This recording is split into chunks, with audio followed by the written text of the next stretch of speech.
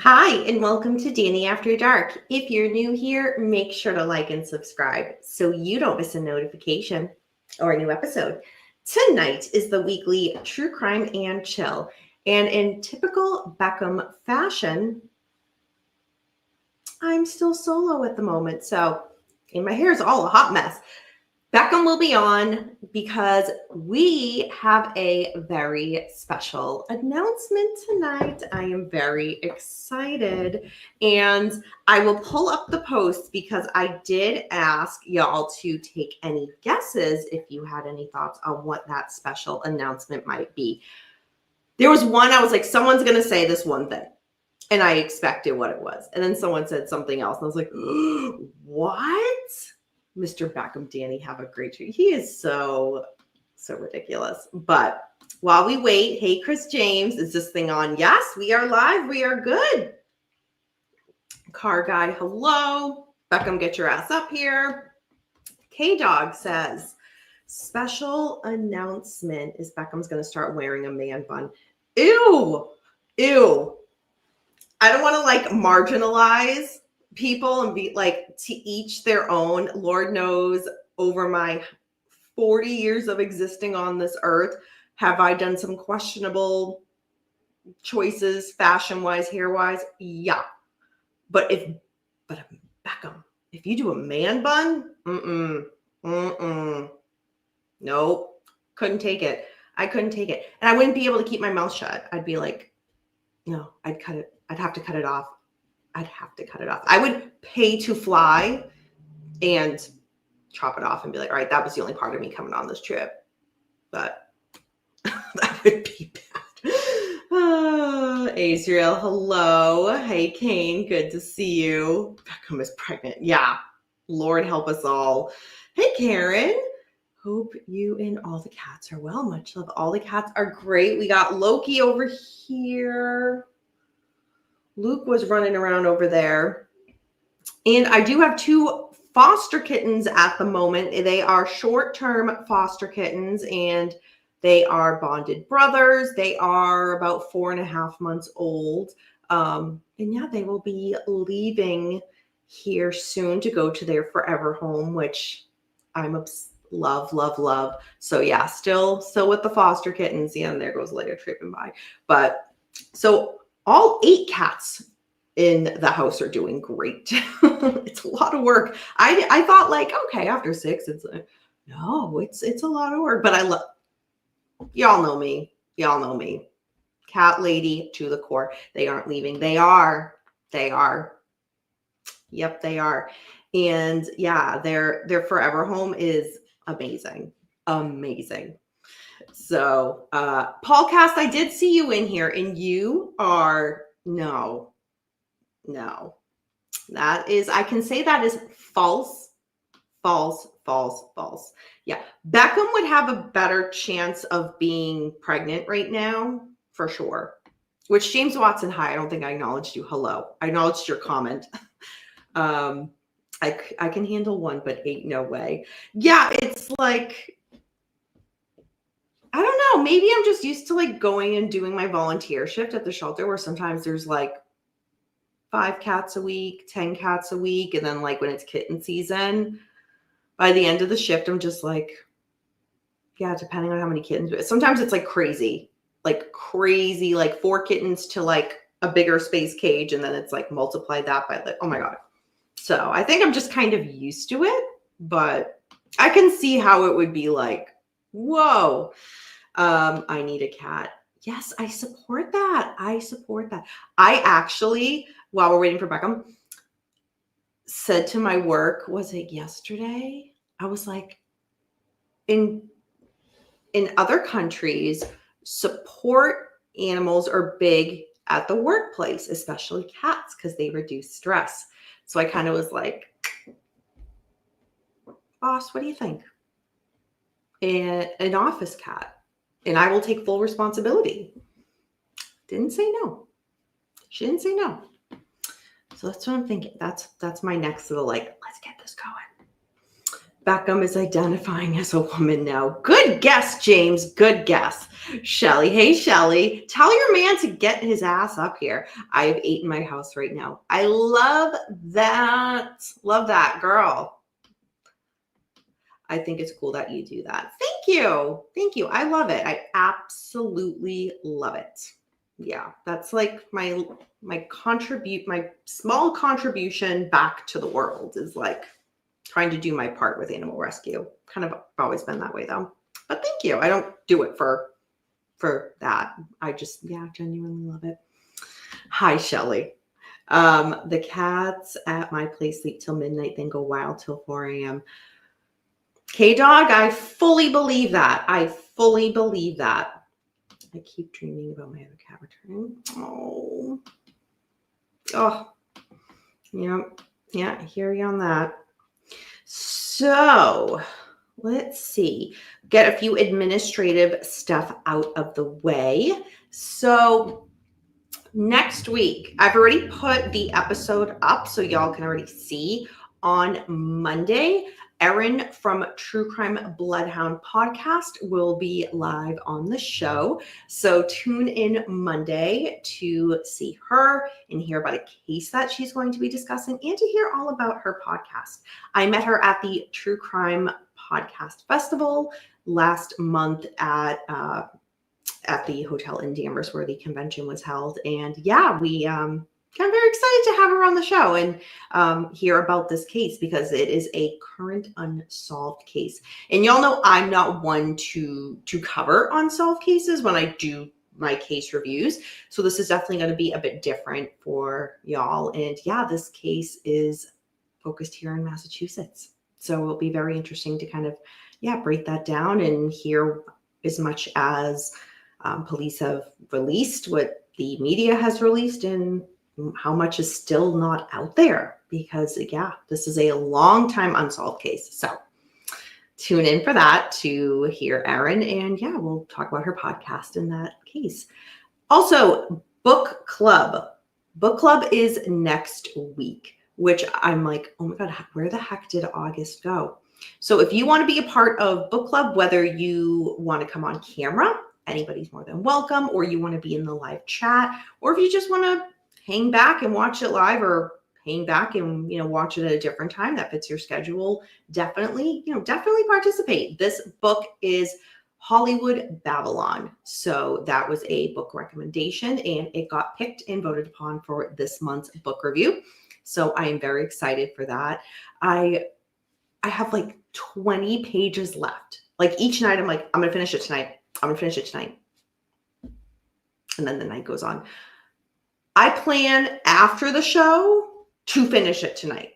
That is my goal. But I already have my Google Doc, I already have my notes, and I'm really excited to talk about this book because I had not read it until someone recommended it and it got picked for book club. So again, tune in for that. And that will be, let me pull up the date, next Thursday, the 28th. So tune in for that. Let's see.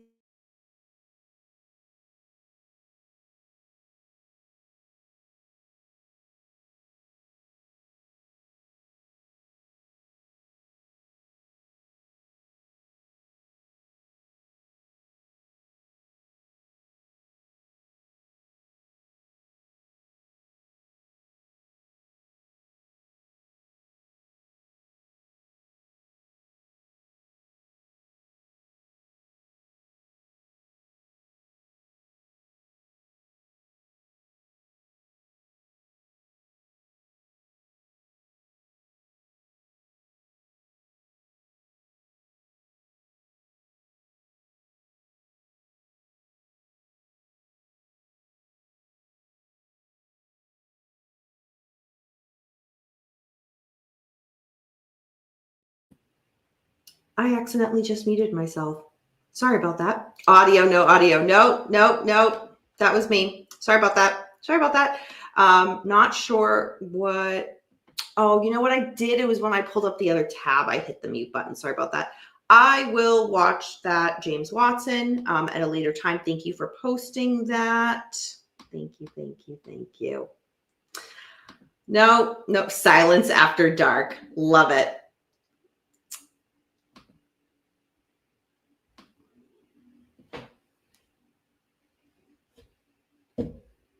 Shelly, I don't know what to say. You outed me. And then, yeah, Tony Stewart, you are always sucking up, but it's appreciated. And thank you. That is very, very kind. So I think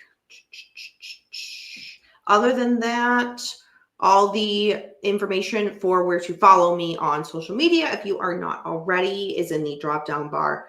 Instagram, Facebook, TikTok, my email address, all of those links. Yeah, everything is down below, including merch, which I'm wearing my Danny After Dark cat shirt tonight. I was just kind of, feeling like a little shameless plug, if you will.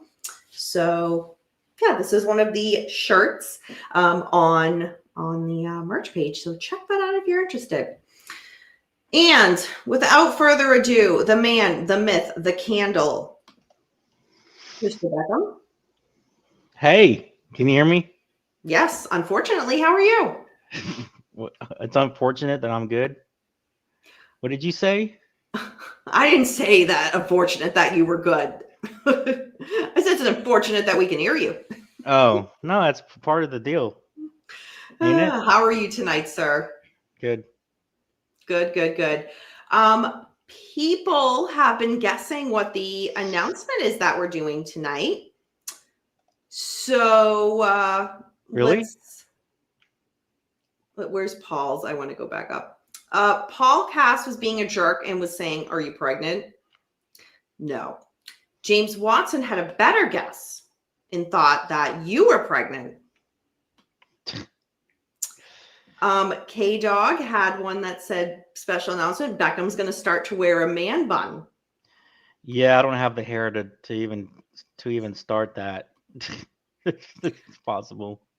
I said I would fly out to where you were and chop it off, and then I would just leave and come back home. If anything, I thought about getting hair plants and getting like an afro put on my head kind of thing. No. That would be kind of funny. As much as I love to give you a hard time, dude, as a friend in good faith, I couldn't let you wear a man bun. I don't even care. I would try to ruin so many pictures with you with my hair, with like my long, like if I had like a mop head forcefully, because you get to a certain age, you don't even care anymore, and I would just be like, hey Danny, here's look at my hair. Ugh. God. I would look like some like with some bad hair, like some old gangster, like foreign gangster with bad hair. You know what I'm talking about? That they've done it, that they've actually gotten fake hair put on themselves. God, Beckham, you just, in the end, the only opinion that matters is Shelly's. I mean, would I let you on my camera on my show anymore if you had a man bun? No, but I can't grow a man bun. It's out of the question. But I'm talking about, I would go get implants to like have a mop fro, and it doesn't look right because of course you're like, what's that guy with that age gonna have a fro on his head? I know you've seen some like old gangster guys that have done it, and their hair just doesn't look right, and it's kind of funny. You might even have like what foreign president has one? It's like one of those guys from a South American country. He's got his. It just looks terrible. You know it's fake. So God. I would just be like, look, Danny, take a picture. Yeah, no. They'd be like, who's that guy Danny keeps taking pictures with? It's just who's that? No, people would comment and be like, Danny, who's that? There's an outline of some guy in all the pictures that you're posting, but you're cropping him out. Who's the guy? Dude, you're right. Now with AI and stuff, you can crop out things so good now, like it never existed. Even before AI, you could crop photos. Sorry, well, I meant like, yeah. That's true. A few people came in the chat. Hey, Judith. Man buns are illegal in certain countries, allegedly. I'm giving you a star for that. I like that comment. I'm not going to lie. Hey, Russell, what's the special announcement? Oh, now, what if I made my mop hair curly, like it was permed? No. Oh man, that's so funny. Car guy, you're engaged. Who? Are you saying that? Are you guessing that me and Beckham are engaged to each other, or that I'm engaged, or that Beckham is I think engaged? he means that you're engaged. No, I can say I am not engaged. I took that as, yeah. I don't know. What do you mean? What do you mean? Can you clarify before I answer that officially? I think I just answered it though. Quit yelling.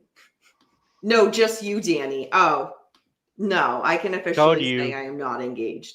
Nobody cares about the guy in any shows, dude. It's always the women. I don't know, Beckham. I feel like people like you, and I don't know why, but I feel like they do. Yeah, y'all, you keep. We'll announce soon. We'll announce soon. But yeah, I like the guesses so far. They're very fashion focused. Dude, the one time I was at a club one time, and the one time they were interviewing me and a girl about the group or something, and the one time I didn't even know I was doing it. You know, of course they're like talking more to the girl, but I tried to I kept talking and kind of taking over the camera because I wanted to be more on the show than she did. I wanted to kind of take over the camera, but I didn't even know I was doing it. But yeah, sometimes you just gotta fight for your right. Let's see. Well, can we talk about why Beckham's not engaged? Is the announcement that Beckham's going to reveal all about his younger years? Possibly.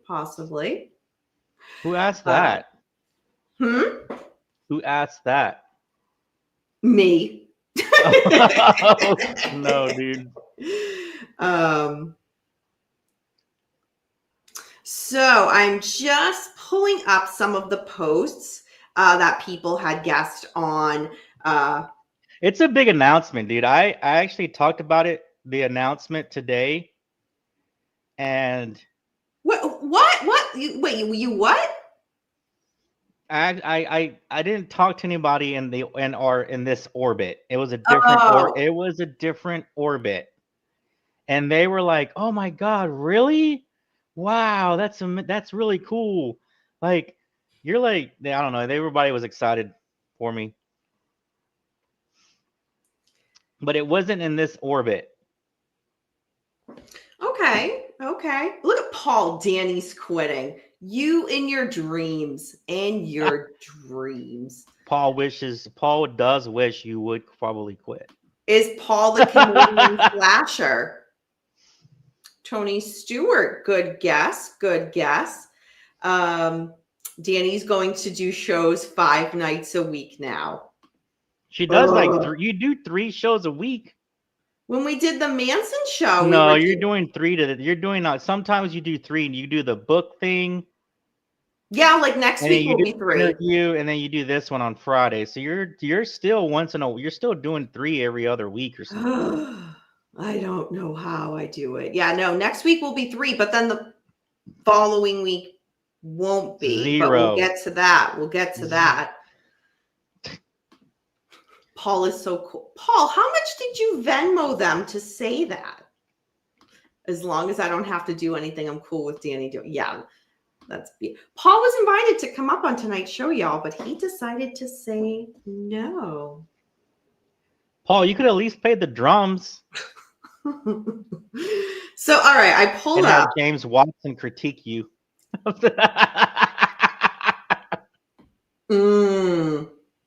So, okay, going off of what somebody said earlier, somebody's guess was, are you two getting married? As in me and you, Beckham.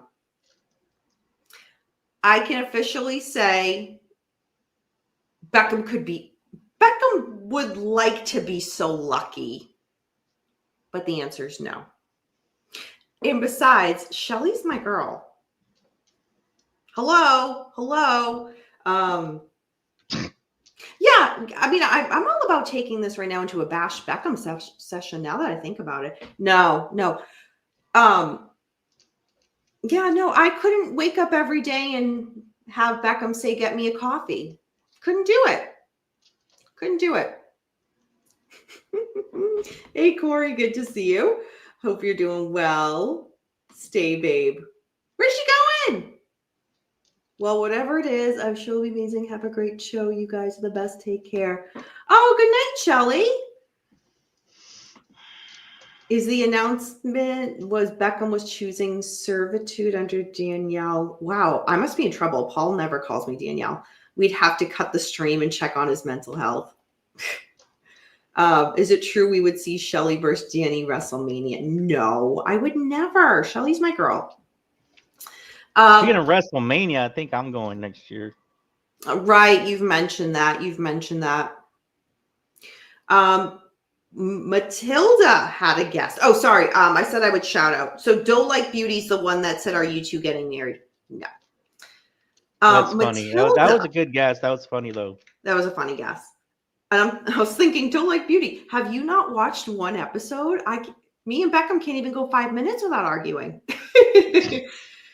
Matilda. I was expecting somebody to say this, and it was Matilda that guessed it. Are you going to be partners in the candle making company?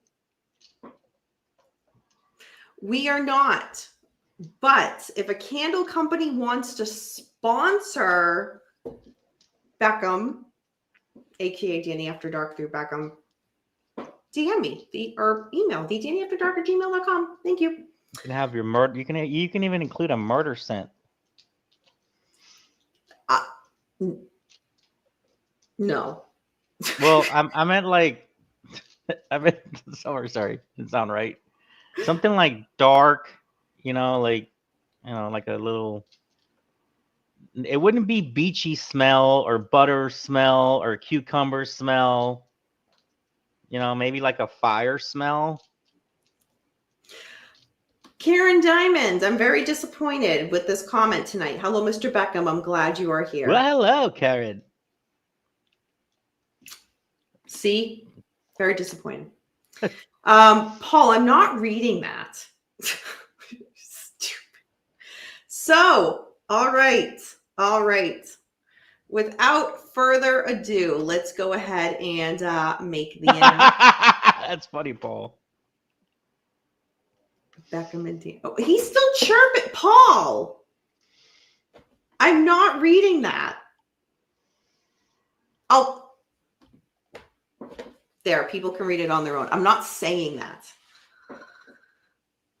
Paul, just because you were once a former co-host over on Manson Saga discussion panel doesn't mean you have free reign to type in that with what you want. God. Now, if you did go with the name of that, then you could include some of those other smells, like the strawberry, cherry lime. I didn't know where that was going. Sweets, Well, I don't think man, have I ever why am I thinking of a cucumber candle smell? You know what I'm talking about? Like there's all these weird kinds now. I just like the classics. You give me like red, blue, and green. Like those aren't scents, hon. Those are colors. Forest, the green. The forest fir one is it's green. The red, what is it? The cinnamon red. The cinnamon is the red one. The blue is whatever, spring color, the spring smell. I'm just the regular colored smelling person type for candles. But they got so many like different like scents and stuff that you go, Yeah, there's a whole business on it. I don't know what to tell you. Paul, I guess you can get creative. I don't know. In different avenues. Green apple scent. Oh. But I'm also allergic to apples, so I stay away. All right. So the announcement, and it is right around the corner, literally and figuratively. So the weekend of September 5th through 7th, Mr. Beckham and I and Shelly will be at CrimeCon. Danny After Dark has a booth at CrimeCon this year, which is so exciting. I've had that information for a while.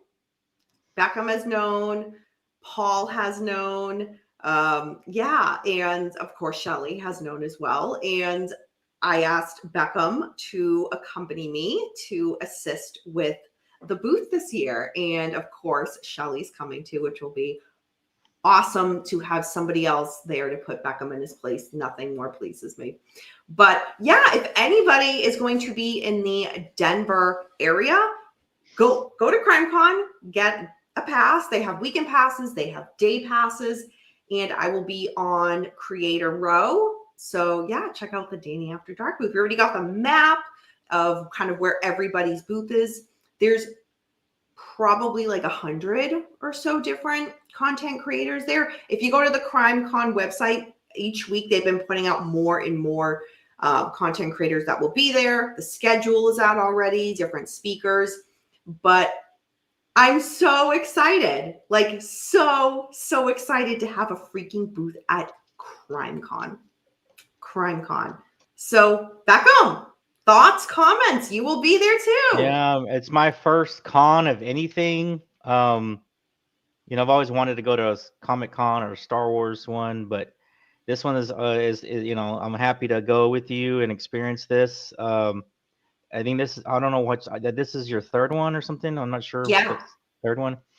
This is my first one, so I'm excited. To see all the people that are fans of true crime and the setup, what it's going to be like. The energy is probably going to be out. It's probably going to be crazy energy. People are going to be excited. So I'm definitely excited to see what we experience, who we talk to, who we meet, that kind of thing, and to share camaraderie. That kind of goes along with what you do with your show. So it is absolutely exciting and crazy that we're going. It's already here pretty much. And whenever I tell anybody, they're like, "Oh wow, that's really cool." They're excited. They're like, "Tell me how it is. What's it like? That kind of thing." So I definitely gonna have a lot of feed. Given people want to know how it's gonna be when I get back and things like that. So I do have to, take what happens and bring it back and share with other people, definitely, because they're excited that we're going to. So a lot of excitement, man, all the way around. Yeah, I'm really excited. There's like, for those who, even if you can't make it, go to the CrimeCon website and just check out like how many panels there are. Like there's a lot every single day. There's like 3 different huge rooms that each will fit like thousands of people in there. So there's like back to back sessions. So there's so many in a day.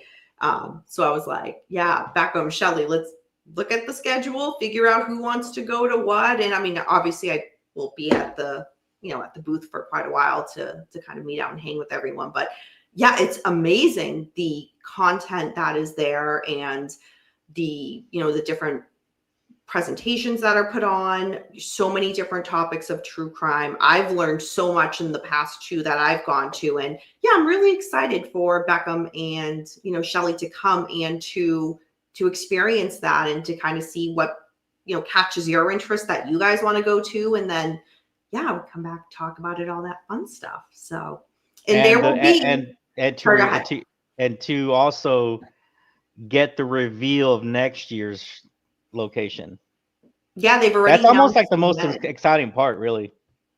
Oh my gosh! So like groups are like, where do you think it will be? Where do you think it will be? Yeah, it's going to be in May. They've already announced it's going to be in May, but they'll announce the location at CrimeCon. They always, like, when you're there, say, here's where it is next year. So yeah, and there will be a lot. Y'all saw from my last episode the booth I had at the True Crime Podcast Festival. So it'll be similar, but there's going to be a bunch of extra stuff this year that I am bringing to CrimeCon because it's CrimeCon. So again, if anybody is in the area, come on by. There'll be lots of stuff I'll be handing out at my booth. You can meet yours truly, meet Mr. Beckham, but like, why would you want to? Shelly will be there. So yeah. So Beckham, are you excited to potentially meet some of your fans? Potentially, sure. Like I said, I am excited. Yeah, I haven't seen I haven't Shelly's gonna be there. We get to see each other, spend time with each other. I haven't Yeah. seen you in like a couple of years, like, right? Was it when you and Shelly came to Boston? Was that the Yeah. last It's time? like Oh my about like, yeah, almost two, yeah, like 2 years ago. It's already been almost 2 years. So wow. um yeah, so time flies, man. And just kind of get to experience it all, you know. I know that you're gonna have like little trinkets to give out, right? Like little things that you're gonna give out, Oh, I like have you did, so much stuff. like you gave out. And I mean, man, I'm telling you guys, she's got some good helpers putting together some of these things that she's gonna give out uh that are pretty cool, that actually took time to make, right? I believe. Mm-hmm. So I'm excited to pick up other little people's kind of stuff and stickers, just a bunch of stuff, man. And I think people get I like the creative. I've always respected. I have not one creative bone in my body. I wish I did, but unfortunately I do not. But I respect, and I like to share in other people's creativity, and that's one of the things I look forward to. Also, kind of see how they set up their booth, what kind of stuff they'll be giving away too, with the cases and just everything that's going to be available to you if you're able to make it, right. So yeah, I'm pretty sure there's going to be T-shirts, book sales, authors are going to be there, retired professionals that have probably worked on some of these famous cases will probably be talking, giving presentations, things like that. So I think it's going to be an amazing time. You've been before, you've always talked highly about it, and like I said, the energy is definitely going to be probably pretty high, man. So I'm excited. Yeah, yeah, I know a lot of other content creators that will be there and will have booths as well. So Right? Yeah. yeah, it'll Yeah. be really cool. And I know, talking to some of them, like, networking with them, I'm like, oh, you'll be able to meet my co-host on my True Crime and Chills, Mr. Beckham. Like off the top of my head, Esther, Once Upon a Crime will be there. Generation Y, Aaron was just on the show. He'll be there. Um, Travis from Another Nobody podcast, friend of the show, Travis will be there. In like a bunch of my girlfriends from that I met from the True Crime Podcast Festival. There's like a whole group chat of us that are going, and it's, oh my gosh, it's going to be so much fun. So yeah, I'm really excited. Again, it's going to be September 5th to 7th in Denver, Colorado. So check it out if you were in the area, or if you're not in the area and you're like, you know what, I just want to go. Get your tickets. Head on I'm down. definitely gonna be like looking for some free stuff, man. I'm be grabbing free stuff. You and everybody I'm gonna else. be like a kid, man. Just like just give me a bag, Danny. Make sure I have a bag that I can walk around with. I can just start picking stuff up. Yep. I gotta Yeah, remember so though. I gotta give myself room in my bag. I gotta remember that if I'm gonna take stuff, like, you know what I mean, buy yeah. something, I'm gonna have room to pack in the bag. In the bag, dude. Like people like went to like the Star Wars thing this year. Some people purchased so much stuff that they had to fly it separately on their way to their, Oh, I have it believe that. flown separate, and would spend like $500, $1,000 on stuff that they purchased, and then had to fly back because they couldn't take it with them, right? So it was, yeah, it's crazy. So Yeah, I'll be giving out lots of free stuff at my booth, so come check that out. And yeah, I buy so many books at CrimeCon I every year. figured you're gonna have to definitely. I know you're gonna have to have a lot of spaces. You're gonna be buying books, I'm sure. That's my thing. So, all right. I know we were chatting a bunch about CrimeCon, but let's see what y'all said. Car Guy said nice. Thank you. How cool. Thank you, Corey. I know, K Dog. The Dallas Cowboys open Thursday night. They open the season Thursday night. Yeah, Jamie, I'm gonna put Beckham to work. You better believe it. Do you think this event will draw some actual criminals? I mean, you can say that about a grocery store too, but you never know. That was a horrible analogy. But yeah, wouldn't be surprised. Everybody, that's not the goal of CrimeCon, but could it draw the wrong type of person? Possibility, but you kind of run that anywhere you go. You know what I mean? Thank you, Chris James. You guys should do a presentation on the main stage. No, I just have a booth. No. Presentation. Welcome to the main stage. If we had to do the main stage thing, I would completely do the entire show, even if it was a 15-minute segment. I would do the entire thing in my radio voice. I'm sorry, Danny. Oh, I thought you were going to say you're going to do the entire thing with a man bun. No, I don't have the hair. I don't know where you're getting the hair from, dude. I don't know. Somebody guessed it, and now all I can picture is you wearing a man bun, and I don't like it. But I can't get it out of my head. I don't know. It should be easy for you to get. I don't have the hair. I can't do it. It's impossible. Tony Stewart, make Beckham do all the extra work. I'm going to give you a star for that because I completely agree. Karen Reed will not be there. No, there's actually no, as far as I saw on the schedule, not a single panel or anything about the Karen Reed case from this year. Could it change? Yeah, but as of right now, no. Beckham might fall off the main stage. Remember the disaster at Spawn Ranch. James Watson, you're going to get a star for that as well. Oh, my God. Yeah, no, I'm pretty sure the stage won't be slippery. Love the free stuff. Oh, not Corey. Tony, so much at CrimeCon. Like, when I first got accepted for the booth, that was months and months and months and months ago. So I've known about this, and I've kept my mouth shut. And I like some of the podcasters that I listen to and love and respect who are there every year with booths. I messaged a whole bunch of them, and I was just like, hey, any advice? And it was bring lots of free stuff to hand out. Hell yeah, man! I'm gonna be bringing some stuff back for sure. Oh yeah, Beckham is for sure. Stickers and I don't know whatever, book markers. Let's see. Go to CrimeCon for cops and robbers. Let's see. I can't have stars. Danny gave it to James. Well, I gave one to James too. I'm going to take it away, James Watson. So yeah, that is the big announcement. She's going to take the only star she ever gives you away. Yeah. So yeah, stay tuned for that. We'll definitely do a recap when we get back. But obviously, in regards to a true crime and chill that weekend, not going to be happening. But you'll get 3 shows next week from me. So I think that we're going live from CrimeCon here in Denver. I will be taking a lot of footage and getting it put together. And I'm pretty sure, yeah. I'm sure we can get Beckham to do his radio voice and do a Chad Daybell at some point at CrimeCon just to make somebody happy. Karen Diamond says, Danny, Shelley, and Mr. Beckham have fun. Thank you, Karen. Don't remind me of those guys. So, yep, September 5th to 7th, Denver. CrimeCon. Check it out. Be there if you're local. So, we are almost 40 minutes in. Yeah, short show tonight. So, there's... Well, Danny, how do you feel about it? Let me ask you the questions now about CrimeCon.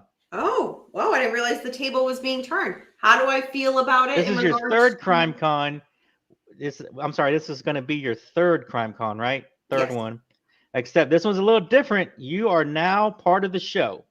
And does that does it make you feel any different? Is it maybe a different level of excitement? Or, what kind of feelings are you having it? Because it is different. You are literally part of it now. And did you ever imagine from the first one that you attended that you would actually be part of it? No, I'm excited. I'm nervous. I mean, going to the True Crime Podcast Festival last month was a really good way it was nice to kind of get those energy nerves out and kind of have a booth and be like, okay. And I stressed a lot about that. So now I kind of have that one under my belt. So going into CrimeCon, I'm like, all right, I already know how I want my booth set up, how I kind of want things laid out, what makes the most sense, like aesthetically. So, but it's interesting because usually I go just as me, who likes true crime, and will look at the schedule and be like, I want to go to that panel, and kind of play out my day, and then see when I have, if there's breaks, and then I'll go hit up this year's called Creator Row, but usually it's called Podcast Row, and go up to like the different podcasters that I listen to. I like Creator Row better than Podcast Row. I don't know. Yeah, it definitely has a different. It's more inclusive. Yeah, and I think there's a lot of YouTubers too now that are. Yeah, it has a different ring to it for sure. Yeah, absolutely. I completely agree. And yeah, so to kind of be on that end now is a little different. So like looking at the schedule, I was just like seeing all the really cool panels, and I'm like, oh, I would love to sit on all those. But now I'm like, no, if there's a time where like Beckham or Shelley like will man the booth, I might go sit in like a certain panel or something like that. But other than that, I'm just excited to like hang out and talk to people and talk about Danny After Dark. Yeah, I'm nervous, but I'm excited. Yeah. I don't know. I'm gonna be like, someone's gonna be like, what is Danny After Dark? Well, it depends. If you get this girl in a mood, it's gonna be Danny in the light or Danny in the dark. Okay, y'all. I have like because if you think about it, there's so many people coming and going, so you got to have like if someone says, oh, tell me about your channel, or tell me about, you got to like boom, boom, boom, boom, boom. Here's what it's about. And then if they ask more questions, great. But other than that, people just want to keep moving on to the next. So I'll brief Beckham. Yeah, I was gonna say, I know I was already on that. I was gonna ask you, what do you want me to say exactly? Yeah, we'll go over that. You don't want me to take all the spotlight from you. Yeah, I wouldn't allow that. When you're gone, I'll be like, oh yeah, you're like going over there, and they're like, oh, what's this show? Well, it's my show, and I have no co-host. No shit. Beckham would be like, don't you know who I am? Don't you know who I am? Here are some Mr. Beckham candles. Hey, I'll be like, here are some Mr. Beckham free stickers. You take these. Mr. Beckham does have stickers. Yes. Your girl, as much hell as I give him, I got him 2 different types of Beckham stickers to give out to his fans. Yeah. Now I'm gonna have to explain it. What does the sticker mean? Yeah, one of them requires a bit of an explanation. I'm sure it does. Yeah. And shout out to Shelley for hooking me up with those graphics, because I tried with you for months and you were not helpful. So to get things done, I had to go to your girl. But that's all right. Yeah, let's see what you guys are. Take a flask with you. No, I know. Dude, man, I'm gonna have to be caffeinated and the whole time. Caffeine is gonna be my friend. Coffee monster, coffee monster, coffee monster. Tony Stewart, that's interesting that you said that, because there are some of the podcasters that I'm in like a group chat with who have been there, and they've said that they're like, you have to stay hydrated because you'll get sick if you're not used to this elevation. So it's interesting that you said that.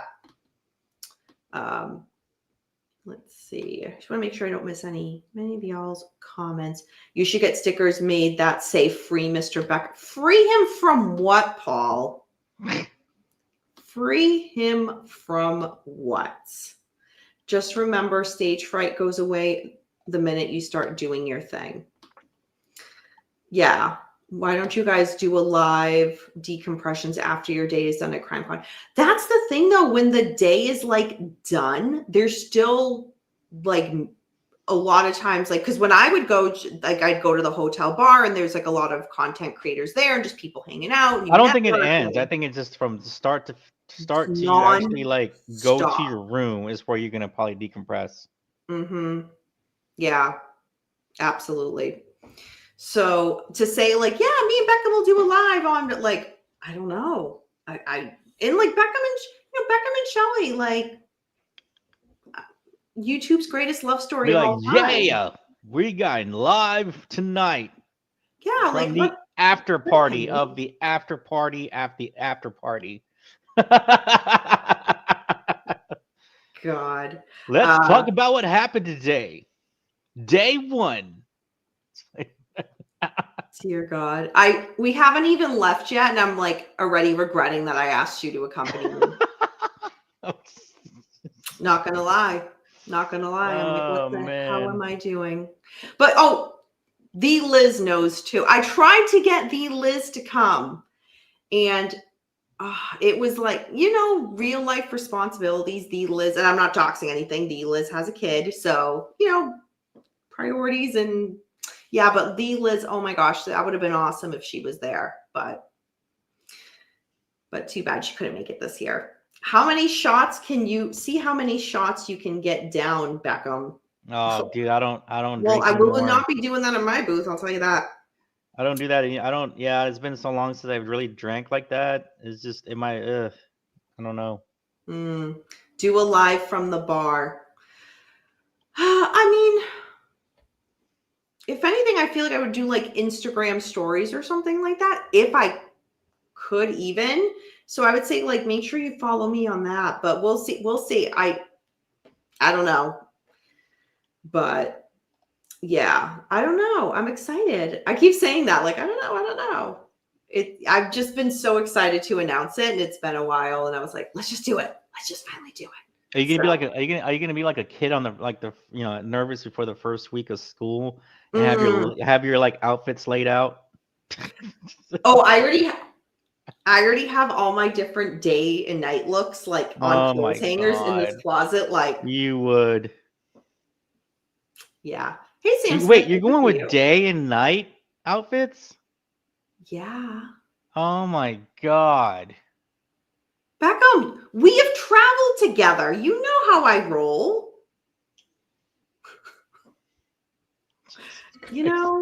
Someone needs to be the fashionable one for Danny After Dark. I guess. Beckham's like, I'm just gonna roll up. Just give me a Jack the Ripper t-shirt. No. Just playing. Oh God.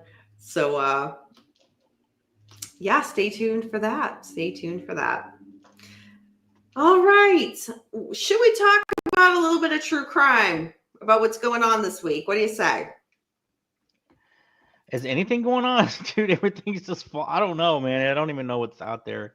Oh my God. All the famous cases are over with, and it's football season, Danny. It starts tomorrow. Oh, don't even. Well, we got through it, Danny. It helped me get through it the whole spring. It helped me get through the spring. It helped me get through the summer. And now we are in football season. It's right here. It's knocking on the door. I'm excited.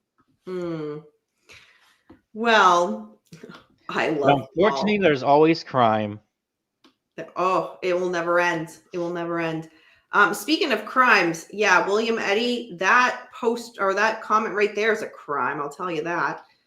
So let's start with the one thing, and we'll work our way backwards from my Google Doc that everybody is talking about right now. The Menendez brothers. They have been wicked in the news this week because they have had their parole hearings this week. They had separate parole hearings, both Lyle and Eric. So Eric's was yesterday, and then Lyle's was today. So going into the parole hearings, Beckham, what is so funny? Is it the chat? Yeah. Yeah. Sorry. Y'all. Carry on in the chat. So what would happen is after the parole hearings were concluded, the parole board would determine whether Lyle and or Eric are suitable for parole. So Lyle and Eric's family issued a statement on Wednesday. They said that the parole process is, quote, rigorous, end quote, but that they're, quote, cautiously optimistic, end quote. They also said, quote, for more than 35 years, they have shown sustained growth. They've taken full accountability. They express sincere remorse to our family to this day and have built a meaningful life to find my purpose and service, end quote. So after the parole board makes their ruling, ultimately the final decision would then go to California Governor Gavin Newsom to either approve, deny, or modify the decision. So if granted was going to be granted to Lyle and or Eric, they would be eligible for immediate release after the decision is finalized. But if you think immediate release, that means like open the doors that day, no, that could take 5 months. If parole is denied, the denial could be for either 3, 5, 7, 10, or 15 years. So yesterday, Eric had his parole hearing, and the news broke pretty quickly. He was denied for parole. Yeah, So I saw Eric the headline went come his. across the headline come across the ticker tape, but I was just I didn't I was a little bit surprised. I was like, wow, okay, man, that was kind of fast, but and I was kind of wondering how they got there with the decision. Well, I have that answer. Right. So here's the thing. So relatives, friends, and advocates for Lyle and Eric have been vocal for them. As I just, the family just gave a statement on Wednesday, which I just read. So they have said that Lyle and Eric has been, quote, model inmates, end quote, but the parole board for Eric said otherwise. They raised concerns about drug and alcohol use, fights with other inmates, instances which Eric was found with a contraband cell phone, and allegations that he helped a prison gang in a tax fraud scam in 2013. So Eric testified to explain these things, he testified that he obtained cell phones despite the risk of discipline because he didn't believe that there was going to be a chance of him ever being released. He took the gamble because, quote, the connection with the outside world was far greater than the consequences of me getting caught with the phone, end quote. Before we carry on, Beckham, what is your thought on that statement? Because I do have an opinion, but I want to hear what you say. So don't basically, know, man. he took the gamble It's almost and he like did it because he's like, I didn't think I was going to get out. I don't know, man. That's why it threw me off a little bit because I was just like, why was he denied in the first place? And then to There's find out more. there was a situation that occurred. Does that kind of go back on what other people were saying about them? Family too. Some of the family, were kind of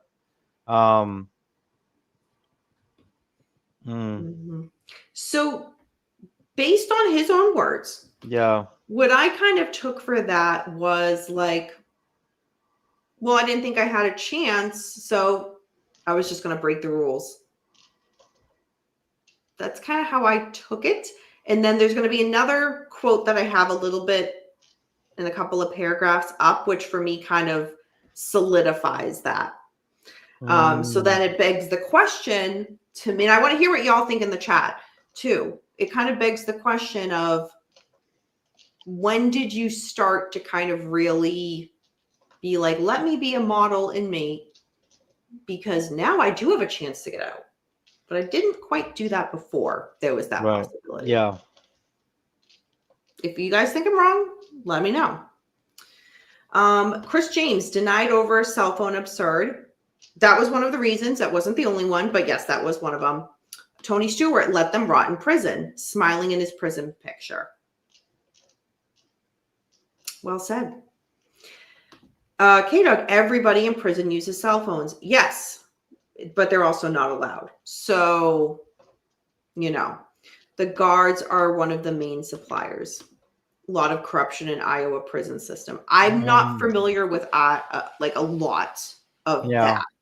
So Tony Stewart, I'm not an expert on that. So in regards to Eric explaining some of the other things that the parole board had denied him for, they said he associated with a gang, Eric's response to that was he associated with the gang for protection. I know I have the book. I literally looked at that tonight. And I'm like, I'm going to recommend that for next month's because I have it. I bought it. I haven't. I know, Chris James. I know you have every right to yell at me right now. I know. Hey, Troy, good to see you. So members of the board also questioned Eric on multiple incidents that he was found with contraband, including, okay, and this part I'm like, come on, including art supplies, candles, spray cans, and then cell phones. And that Eric said he would pay about $1,000 to obtain those items. He said that some of the art supplies he used to decorate his cell. He said he used the phones to speak with his wife, watch YouTube videos, and pornography. On the one hand, I admit it. I like the honesty with saying, yeah, I just want to watch porn. No, man, you gotta be, if you're for what they went in for, and you ever want to get, you have a clean slate. Well, to be devil's advocate here, they were told life without parole. Yeah. So for all these years, there was no chance. Right. There's always a chance, Danny. We know that. So Eric said in regards to the phones, quote, I really became addicted to the phones, end quote. So after 2013, Eric said that he curbed his drug use. He was at the time drinking a lot of alcohol and using marijuana and heroin. Eric said part of the reason that, again, he associated with the gang members was for fear and he needed safety. But here's the thing. That all changed in 2024, he said, when he realized there was a chance to be paroled at some point. Quote, listen to this. In November of 2024, now the consequences mattered. Now the consequences meant I was destroying my life. End quote. What do you take of that? An excuse. I didn't think that was a very smart thing to say, to be perfectly honest. I mean, who do we got here? Don't do it.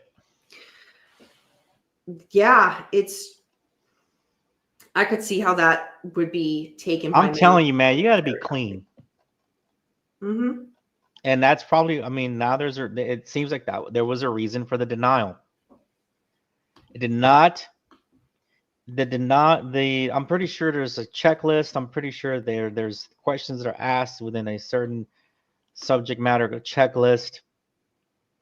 And some of those boxes, maybe it's a real checklist, maybe it's an imaginary one, but a real one, you know what I mean? Mm-hmm. And maybe some of those boxes were not able to be checked so that they pass the said test to have, to get paroled. Yeah. Sorry. No, I kind of say it. Well, on the one hand, so that's Selena, by the way. On the one hand, there's two very different narratives here happening. There's they've done nothing wrong. All this time they've been model inmates, and but then when you really peel back, they're going to look at everything. Yeah, there's a record. They have records of everything you do. It's like you're stuck in school, man. It's like you're stuck in school. You have a permanent record. Remember your permanent record? You have a permanent record that's going to stay with you within the prison system right now. Mm-hmm. Right? And they can go back and access year 1 to current. And they can make evaluations based on the evidence or the information that is saved and stored in your permanent file, and they can suggest what they feel is correct. So, yeah, absolutely. That's so well said.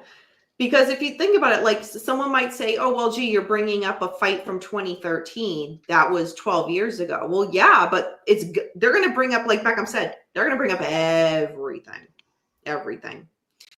So again, they denied him. It was a quick denial.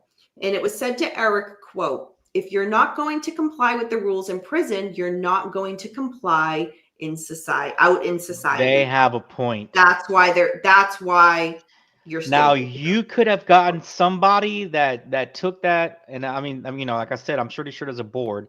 Maybe it's not just one person; it's a group of people, a board, whatever. And there's probably going to be some that are real sticklers. There's no gray. It's white and black. Is the record good or not?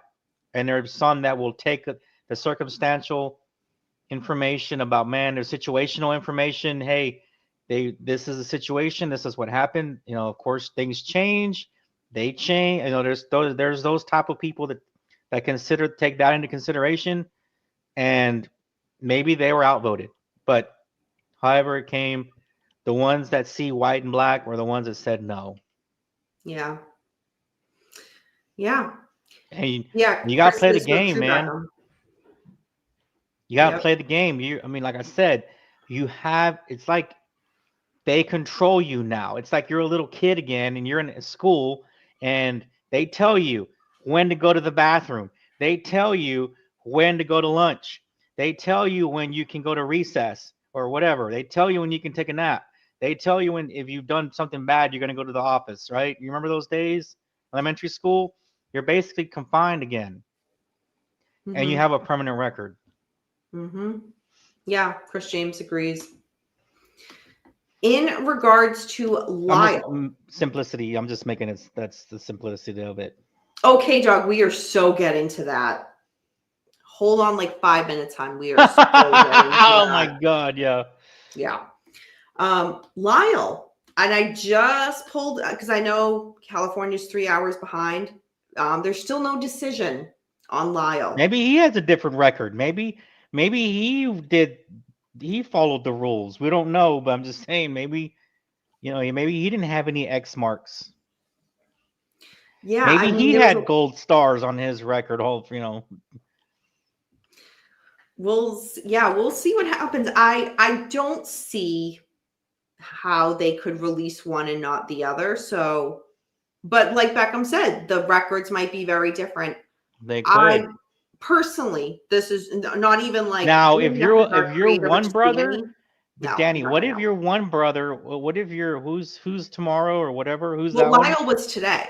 Okay, so what if Lyle did everything model, and they're not going to let him out because of his brothers got denied? No, do you think that's I possible? think that speaks. Let's say he was the model inmate and they denied him. I think that speaks volumes of y'all ain't getting out.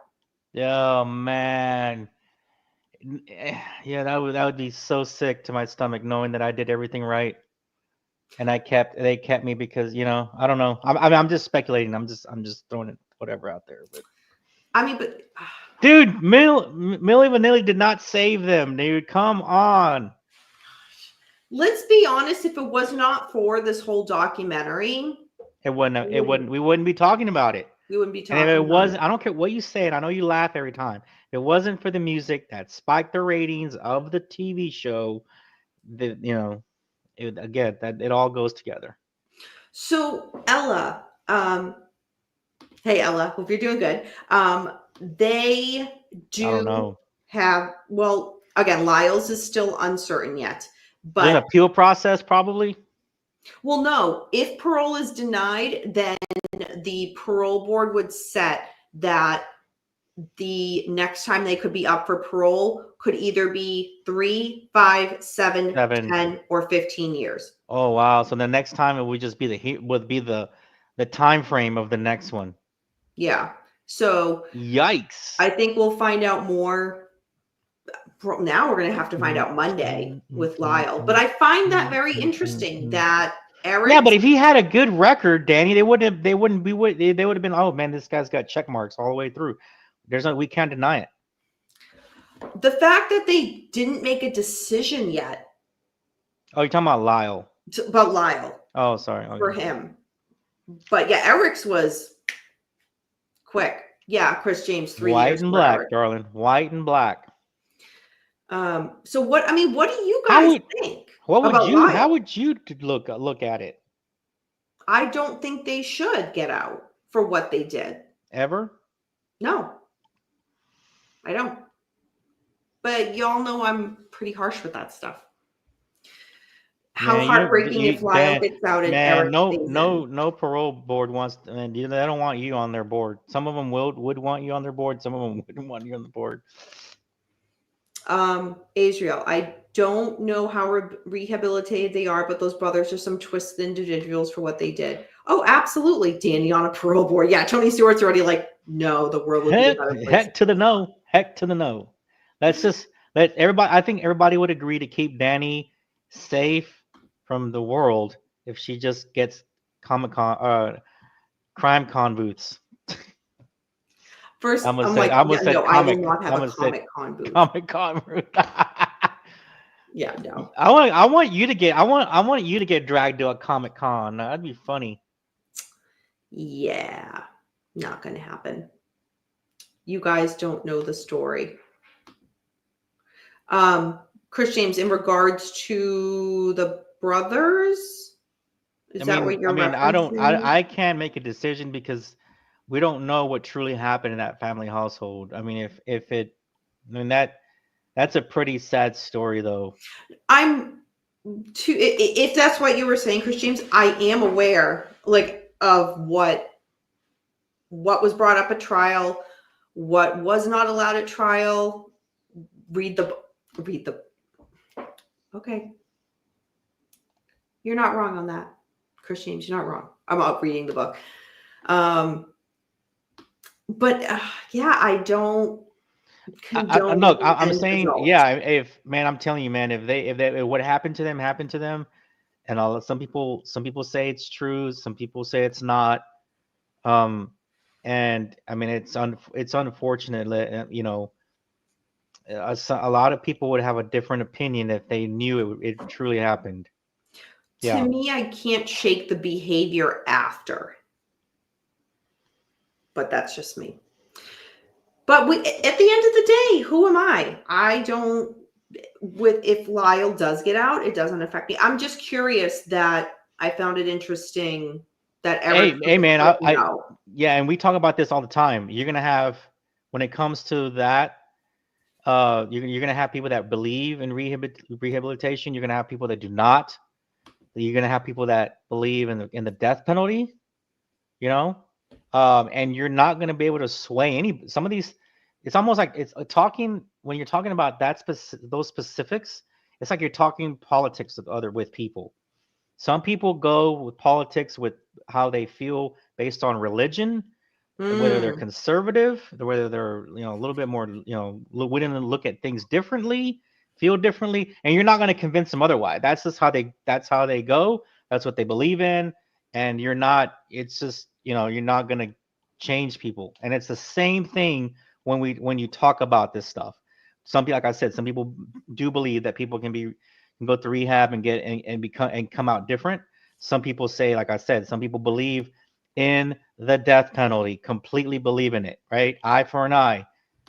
You even throw in religion in it. And then some people are just like, whatever. I believe in the system, whatever the system says. Some people are just like, believe in the system, whatever the professionals feel, how they feel about it. Then I'll side with them because that's what's been put in place, right, for the decision making. If indeed that, like I said, if there's a checkbox of a list, even if it's an imaginary list, did he follow the rules? Did he do what he needed to get done, right? And then that's up to the system. That's the systematic thing that made that decision, really. And they followed the system that was put in place by votes and by voting and by legislation and by all of that took years to get established, right? Some of those things take years to get established, and sometimes they change and sometimes they don't. You got to really pay attention to what happens when you're the state and stuff like that. If you really are that embedded in it, you really got to go and pay attention when it's like your local news is about what's happening locally and whatever your state news. You got to pay attention to what's happening in legislation because that's what controls that. Wow, dare I say, Beckham, that was very well said. It's true. It's true. It becomes a political thing. And I still think it's so weird that in California that the governor gets to then They do what they voted for. want with it. Well, it's. I mean, and it's just a vote. That's I mean, just weird well, to me. yeah, but no, but I get it. I mean, it does. And sometimes does it really matter? If you want you before it gets to him, it's the other stuff that matters, right? What the rules are. I just feel like then why have a parole board? If you put the parole board in place, trust that they're going to do the right thing. Right, exactly, and you So have all these laws and policies and regular whatever, right, in place. Then why do you give it to the? Why is it even in the? Why do you throw him in the hat in the ring? yeah, I don't like that. I Right, don't at right. all. I get it. Somebody said something earlier, and I really wanted to touch base on that because it was very okay. K-Dog, who would have thought a Manson cohort would have gotten out? Yeah, I would That was have shocking. never. Hey man, when I first got involved in this 5 years ago with man, I would have never have thought any of them. Yeah, that's shocking. I was shocked. Yeah, Chris James, it's true. Beckham, there's so much evidence, including naked pictures of those boys when they were little. Yeah, Yeah, I know I haven't read the book, Chris James. But K-Dog, just to go back to that. So you're right. Leslie Van Houten did get out. And if we take a step back, based on not them behind bars, but their crimes, if it's one of those, well, shoot, if Leslie can get out based on what she did, then yeah, the Menendez brothers should be out too. right. Yeah. If we're only looking at Right. If you're comparing personal right, if you're comparing the the records, right? Well, I mean, yeah. So yeah, Chris, just to Chris's comment, man. I know, I get it, and it's sad that family didn't protect them. If that happened, it's really unfortunate that some of the family, and it's, if it did happen, some of the family doesn't even believe it. That's crazy to me. But if it did happen, why didn't the family? It's sad that family didn't protect them because they were children. yep. And then Tony, I'm not sure what I believe from the Menendez brothers. And Yeah, I mean, that's there's a right. yeah. It's like Danny said, some of the information wasn't allowed in the trial, right? You said that. Mm-hmm. A lot of time the parole board fucks up and releases the wrong person. Right. It's never going to be perfect, but I do feel like let them do their job. Let me be on a parole board. That should have been my calling. You know what? I need to update my resume. I think I would be and go to Indeed.com. I would be an asset. Hey, we just did a free thing for them. So what we're going to wait for, y'all, is going into next weekend. Will the parole board recommend Lyle gets parole or not? If they do, Gavin Newsom has final say. So I'm glad you're not on the parole board. Tony's just like, yeah, I just want to get that out there right away. Ella, I think Danny would be a great full-time juror going from case to case, LOL. Ella, I got a story. Allowed in first trial, not second. Dude, I've been hearing a lot lately, honestly, about the OJ. To Chris's point, I've been hearing a lot lately about how that part of the system did some shady stuff because of the OJ case. I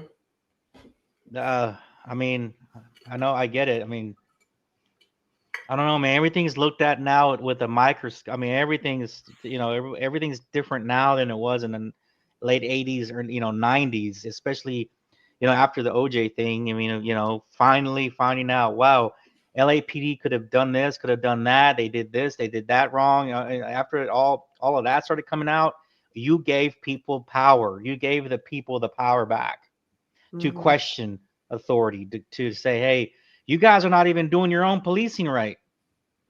I mean, that's a whole other show, but like, yeah, and then now it's like, everybody watches everything now, right? In the hope that you get a fair shake. But yeah, I've been seeing some of that stuff in media lately about how the outcome of the OJ case kind of There other cases were looked at differently because of that case. It had nothing to do with the actual case, but how the outcome of it really sparked something to where, hey man, we're not gonna be made to look bad. We got to do it this way or that. Kind of like what Chris was saying in his comment.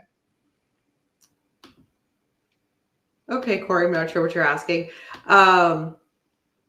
But so Ella, to just give a little story time. So, all right, picture 19-year-old Danny gets her first card. You've been you've been summoned to go to jury duty. So I go, and I'm really excited. I am really excited. So I go, and I don't know if things have changed because the last few times I've gotten called, I wasn't picked. You just sit in the room and then you're released at the end of the day. But so I go in, and it was a drunk driving case. And, we sit, and then there was all these, like, you had to hold something up, like a yes or no.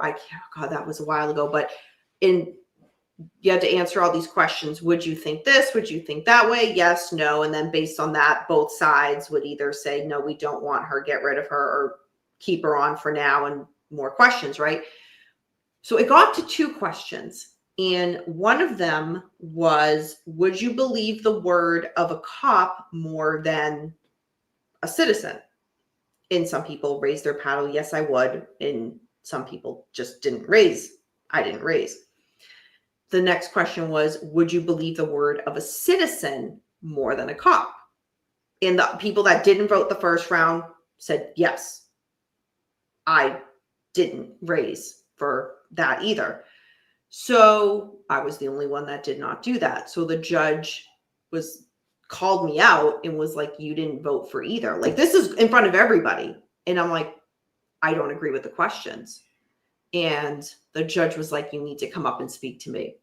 So I'm like, all right. And the judge was like, you have to pick one side. And I'm like, no, I don't. And I was like, I don't agree with either.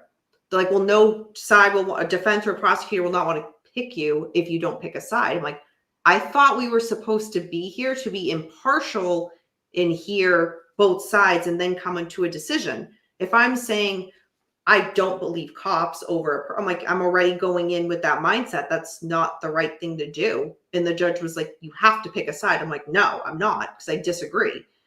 So he's like, no side will pick you. You're free to leave. And I was like, I'm not trying to be difficult. I genuinely am looking forward to being here to be on jury duty. And I walked away from that, and I'm like, that's fucked. That is totally fucked. So yeah, story time. Story time's over. 19-year-old Danny. Yeah, I didn't like that at all. So yeah, that's that. All right. Danny ruined her chances to be on the jury when she walked into the courtroom and shouted guilty. Sam Smith, that's not fully how it went. But yeah, I did not like that. And yeah, I've never been on one since. But another one hasn't. I never made it that far going after that. So, all right, we will keep you all up to date on the Menendez. Next week will more so be like a Lyle update. So moving on to Koberger. Beckham, he is back in the news, and it's wild. And you're on Avatar, Beckham. He's always going to be in the news for the rest of your life. No, I think things will yes, settle. he will be. He's going to. He will never not be in the settle. news. Never. It's going to spike if he gets a deal, whether it's a book deal or a docuseries deal, documentary deal. He will always be in the news. Always will be in the news. Was OJ always in the news? Always. Oh, don't But even. He's always in the news. He's always in it. Charles Ella, Manson, always in the news. He is going to forever be in the news from the time today to till the next 30, 40 years. He's going to be in the news. Whatever happens, anything that moves that needle of media, of news, of anything, he's going to be in the news, Danny. Don't be surprised. Just like Lori Vallow. No, she didn't kill 7, how many people? She's responsible for a lot of deaths, technically. Yeah, but it's not the same. It's even worse. She killed her kids. Well, yeah, right. This one's But more of a. This one has more mystery and intrigue. If you want me to talk about both of them, yeah, of course, Kohlberg is more because he's the PhD student. ugh, I even talked about him today, this morning or yesterday to somebody. I was like, the other person that was talking to me about it was like, yeah, was it a student? Did he go to? Did he become a criminology student and to basically study how to murder somebody? And I was like, that's good. Maybe we don't know. Or did being involved in the criminology studies make him that way? Which one was it? I was like, man, that's a good question. I don't know. It was one of the. no, I don't know. It's a good question. It could have been either or no. maybe I he think was it just was born like, that way. We don't know. We don't know. I think he knew what he was doing. Calm down, Majorly, Danny. You don't know. yeah. But all right, all right, all right. Enough speculation. Let's get to what is in the news about Koberger. And yeah, I'm expecting y'all to be pretty angry because I sure am. So, multiple things have happened. First thing, a video has been leaked of Brian Koberger in his jail cell. So, the Idaho Department of Correction, the IDOC, issued a statement after the video was seen online saying that they are, quote, aware, end quote, of the clip and that they are, quote, investigating the matter, end quote. The video shows Koberger in a cell wearing a white shirt and black pants. He's seen walking from one side of his jail cell to the other, and then places an item on top of like I would describe it as like a makeshift rack that's in his cell. If you watch the video, and again, it's all over online, you can very easily find it. His hands are very, very red in the video. We all know that he suffers from OCD, like extreme OCD. So it's clear, it's very obvious that that is from very excessive hand washing. And if you think back to when the police got him from his parents in the Poconos, and he was like basically stripped down to like his boxers, if I recall. He had gloves on, like different items of trash, and was separating it and then putting some of the trash into the neighbor's trash. Like very meticulous about leaving DNA, right? And again, his hands are so red in that video too. Like when I saw that, I was like, that's from excessive hand washing. And other podcasters who have been talking about it and other news media outlets have said the same conclusion too. So I'm like, all right, so it wasn't just me, because y'all, I've been a germaphobe since before COVID. So I'm just saying, but it was very clear. So in addition to the IDOC has said, quote, videotaping and publicly sharing security footage is prohibited conduct, and we will be reviewing all legal options, including criminal prosecution. The safety and security of our staff and incarcerated population remain our top priority, end quote. I do agree with that. This clip should have never been released. My thought was like somebody who obviously works there got the video clip and like was like, oh, let me share it to my friend. And then it kind of went on from there. Somebody probably being like, guess what I got? That, but you can't tell anybody.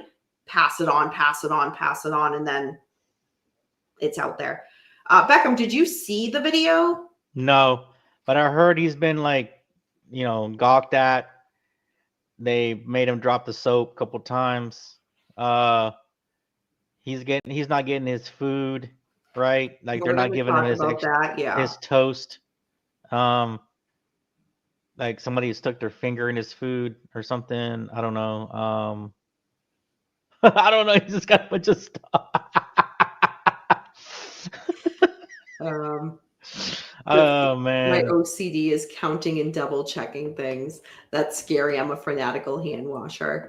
So yeah, it's, but his was to like a very, very extreme point. So I'm not surprised that him being in prison, it didn't stop it. But video should have never been like that should have never been made public. I don't like Koberger. I'm not defending Koberger, but at the end of the day, like, no, that's wrong. That is really And also the victim's family shouldn't have to see that, you know?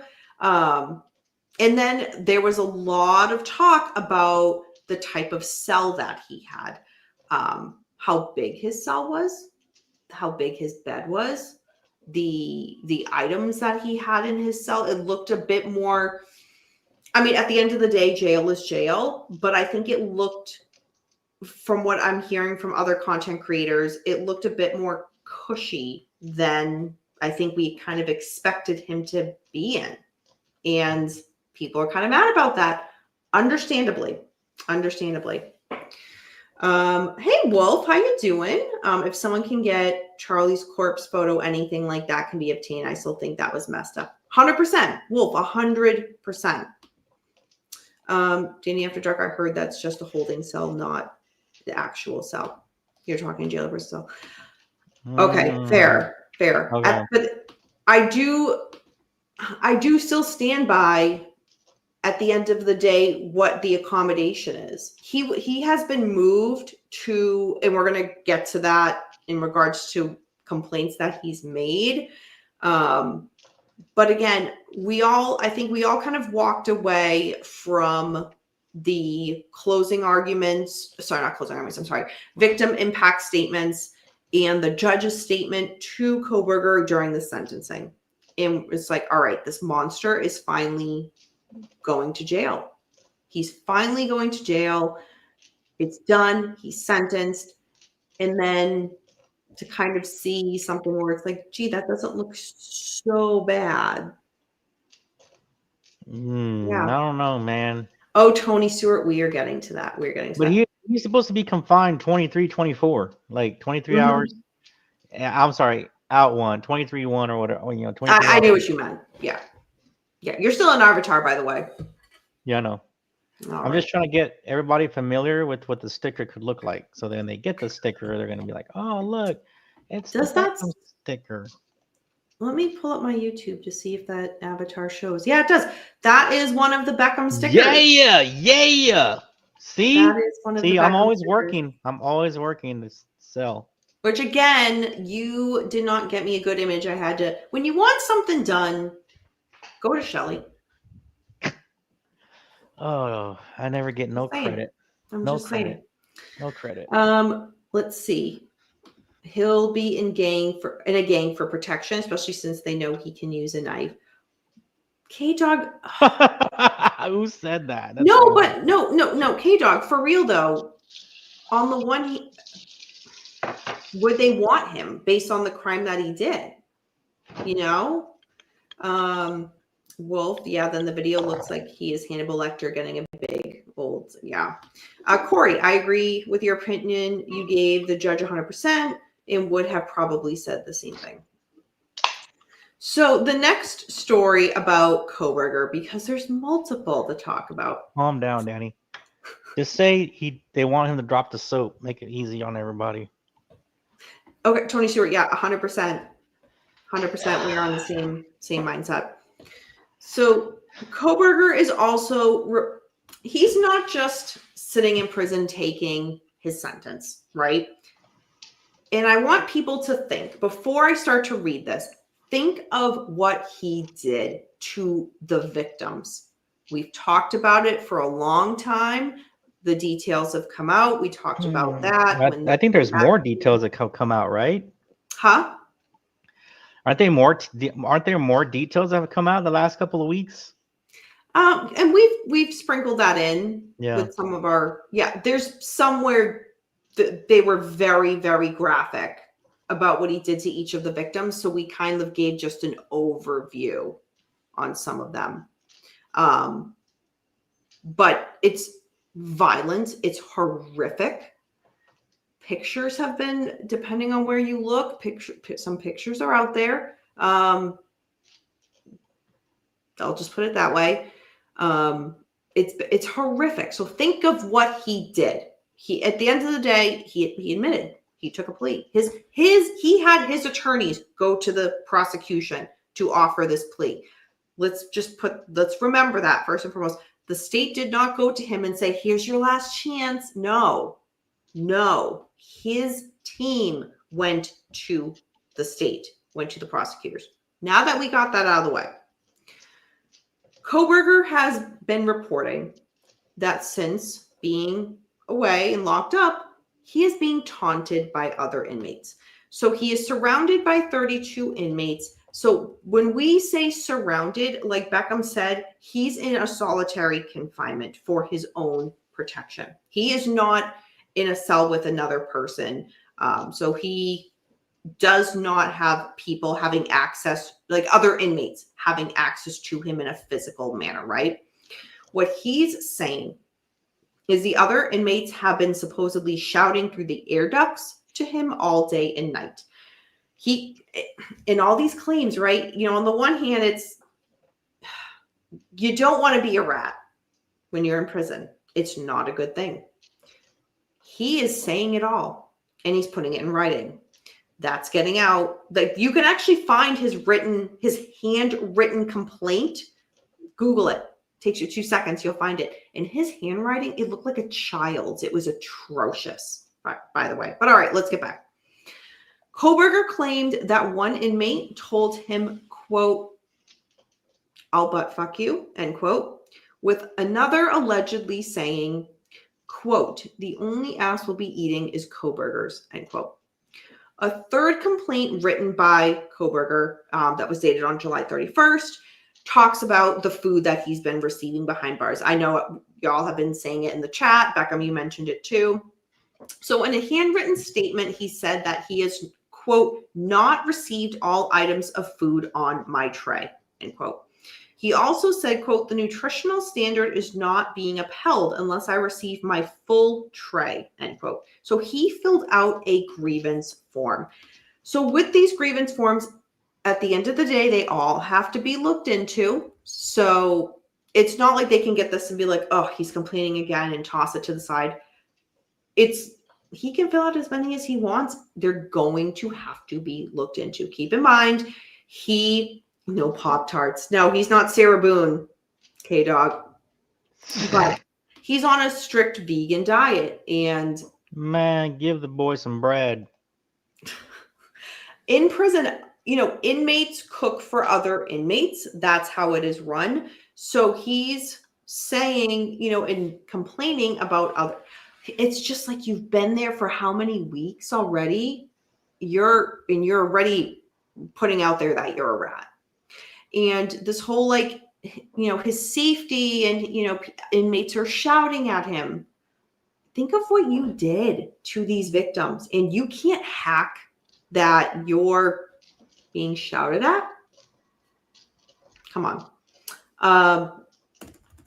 Beckham, thoughts so far? There's still more. Man, thoughts so far. Yeah, I'm just, like I said, I mean, it's going to happen, man. He's going to be tested, and he should have been prepared for it.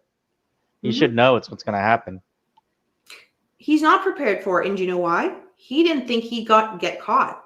That's true. He thought he was the smartest guy in the room.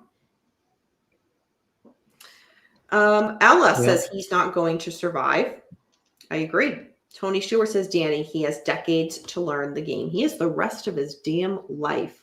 But going in and making these grievances, basically being a rat to all these people, not a good way to start. Not a good way.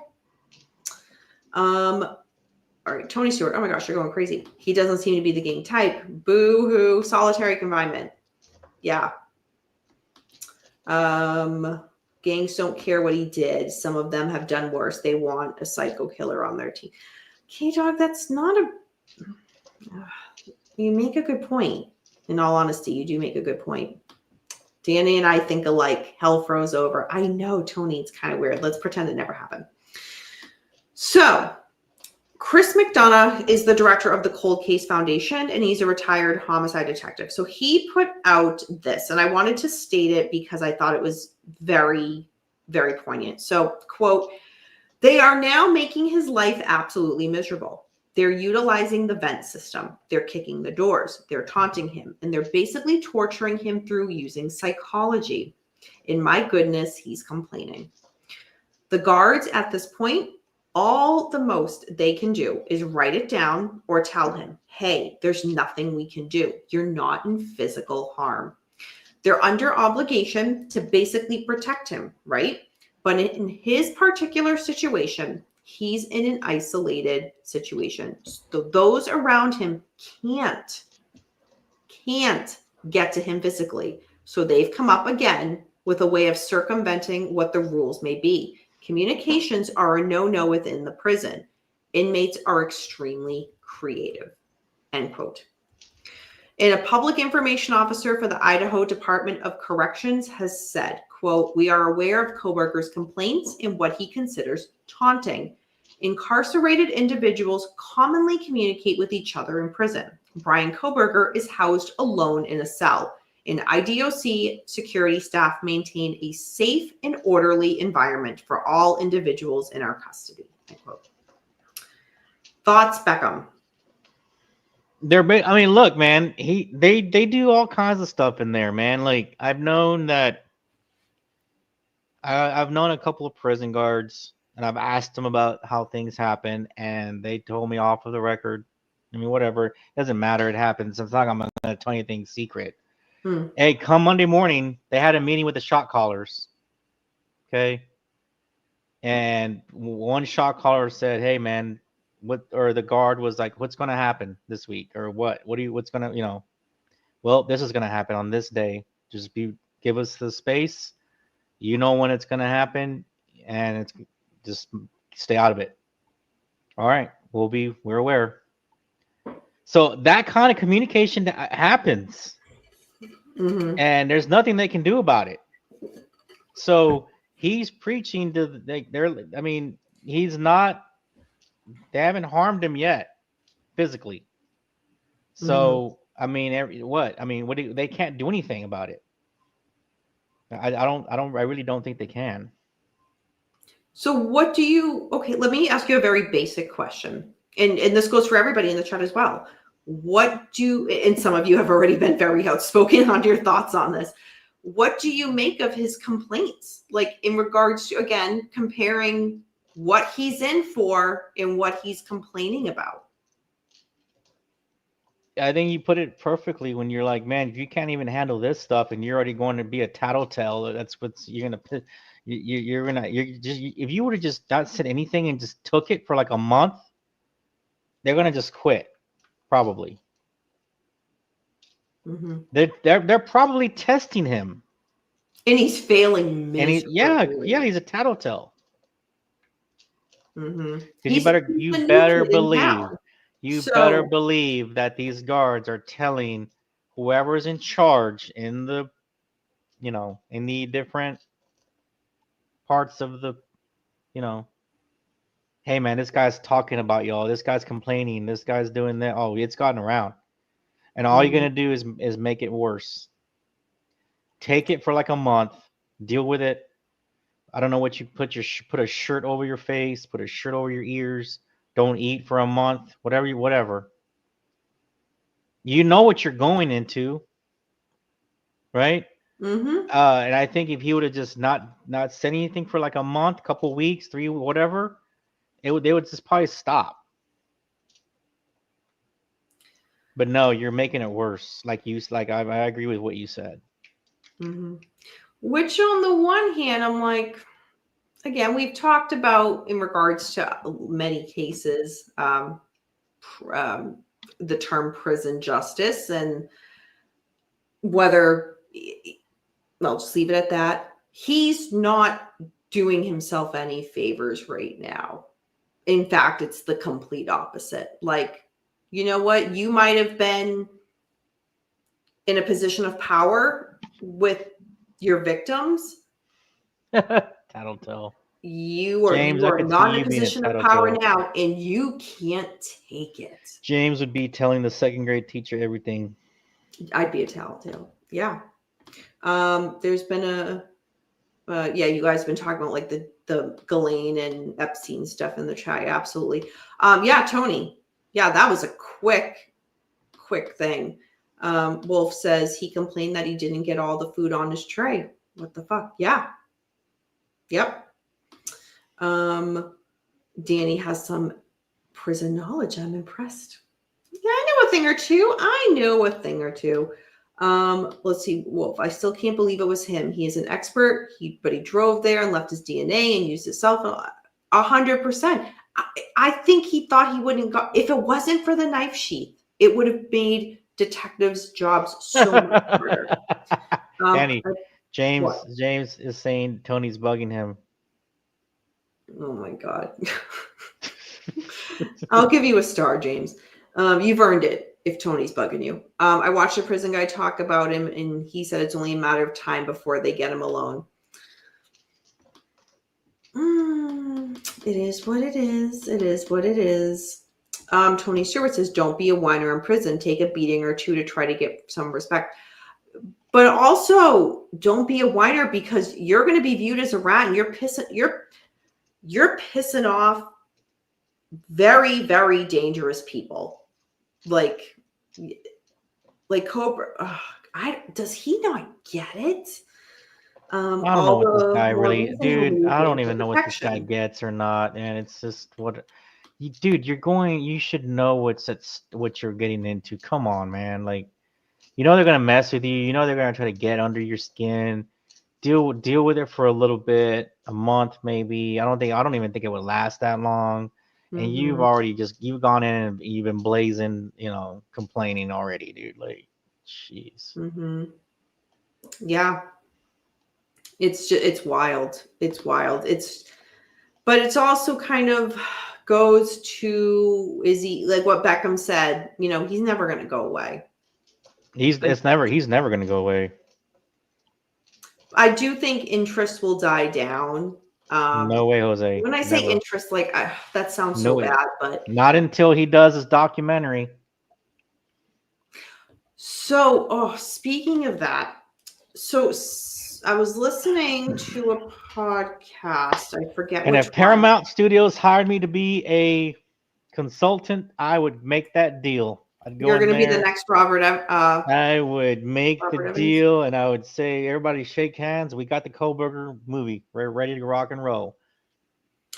So, yeah, I would be Robert Evans without the cocaine addiction. That was such. I would have an energy drink addiction. I'd be like gunning on the energy drinks and a caffeine addiction. So, kind of going off of what Beckham said. So we've talked about before about the Son of Sam law, and the what? The Son of Sam law. Son of Sam was made after David Berkowitz. So basically, it was the law. I was like, the what? Is that? I thought you were talking about some sultan. I was like, who are we talking about? Yeah, Son of Sam law. Christ sakes, Beckham. K-Dog. Son of Sam. The Son of Sam law. Son of Sam law. Say it separately, like Son of Sam. Pause. Oh God, he's so obnoxious. Welcome back. So I'm just messing with you, Danny. I was not aware until a podcast I was listening to, and again, I can't remember the name, said this, and I'm like, wait, what? And I went back. See, did I really say it weird? Virginia Woolf said some super sand law. That's what I thought she said. The Sultan, the Sultan. I was like, who? Are we talking about, like, royalty here? Who the hell are we talking about? Oh my God. Sorry. Okay. Sorry, y'all. Son of Sam law. Better. I was not aware that the U.S. Supreme Court deemed it unconstitutional. Oh, super sad. Because it violated the First Amendment's guarantee of free speech. So I'm still laughing at super sand law. I'm sorry, dude. Start over. This is a big deal. Start over. Kohlberger and now other prisoners can profit off of their crimes. That's correct. You're right. Why did I just tell you that Paramount should sign me as a consultant and I would go? Because now Paramount, I don't know if you know about Paramount. They signed a big contract, dude, here recently with the UFC. They got the UFC now. All of their fights are going to be on Paramount Plus or whatever. All their pay-per-views are going to be there. They got a big deal. They signed a huge deal. They're working on another deal. And I could guarantee for a nice hefty salary, a house on the whatever. I don't even need anything. Just give me, I could get this Kohlberger deal done. He's gonna. I'm telling you, he's gonna be in the news for the rest of your life. You're never gonna get rid of him. It's sorry, it ain't. He ain't going no, away. I know, and somebody's gonna want to interview him. Catherine Ramsland, who was his professor, has already said. I want to hear her too. She did. Once the gag order was lifted, I want a different. No, I want a final exclusive after this thing has been done. Answer my friend's question. Did he go into the criminology program to learn how to kill, or did he get made by your class, man? Oh my God, Beckham. Hey, that's what we're going. That's what people want to know. I think we all know that he went in there to learn how to kill. We don't know. We don't know. No, we do not know that. I would bet 99.9%. Well, I know, but there's that 1% you don't really know.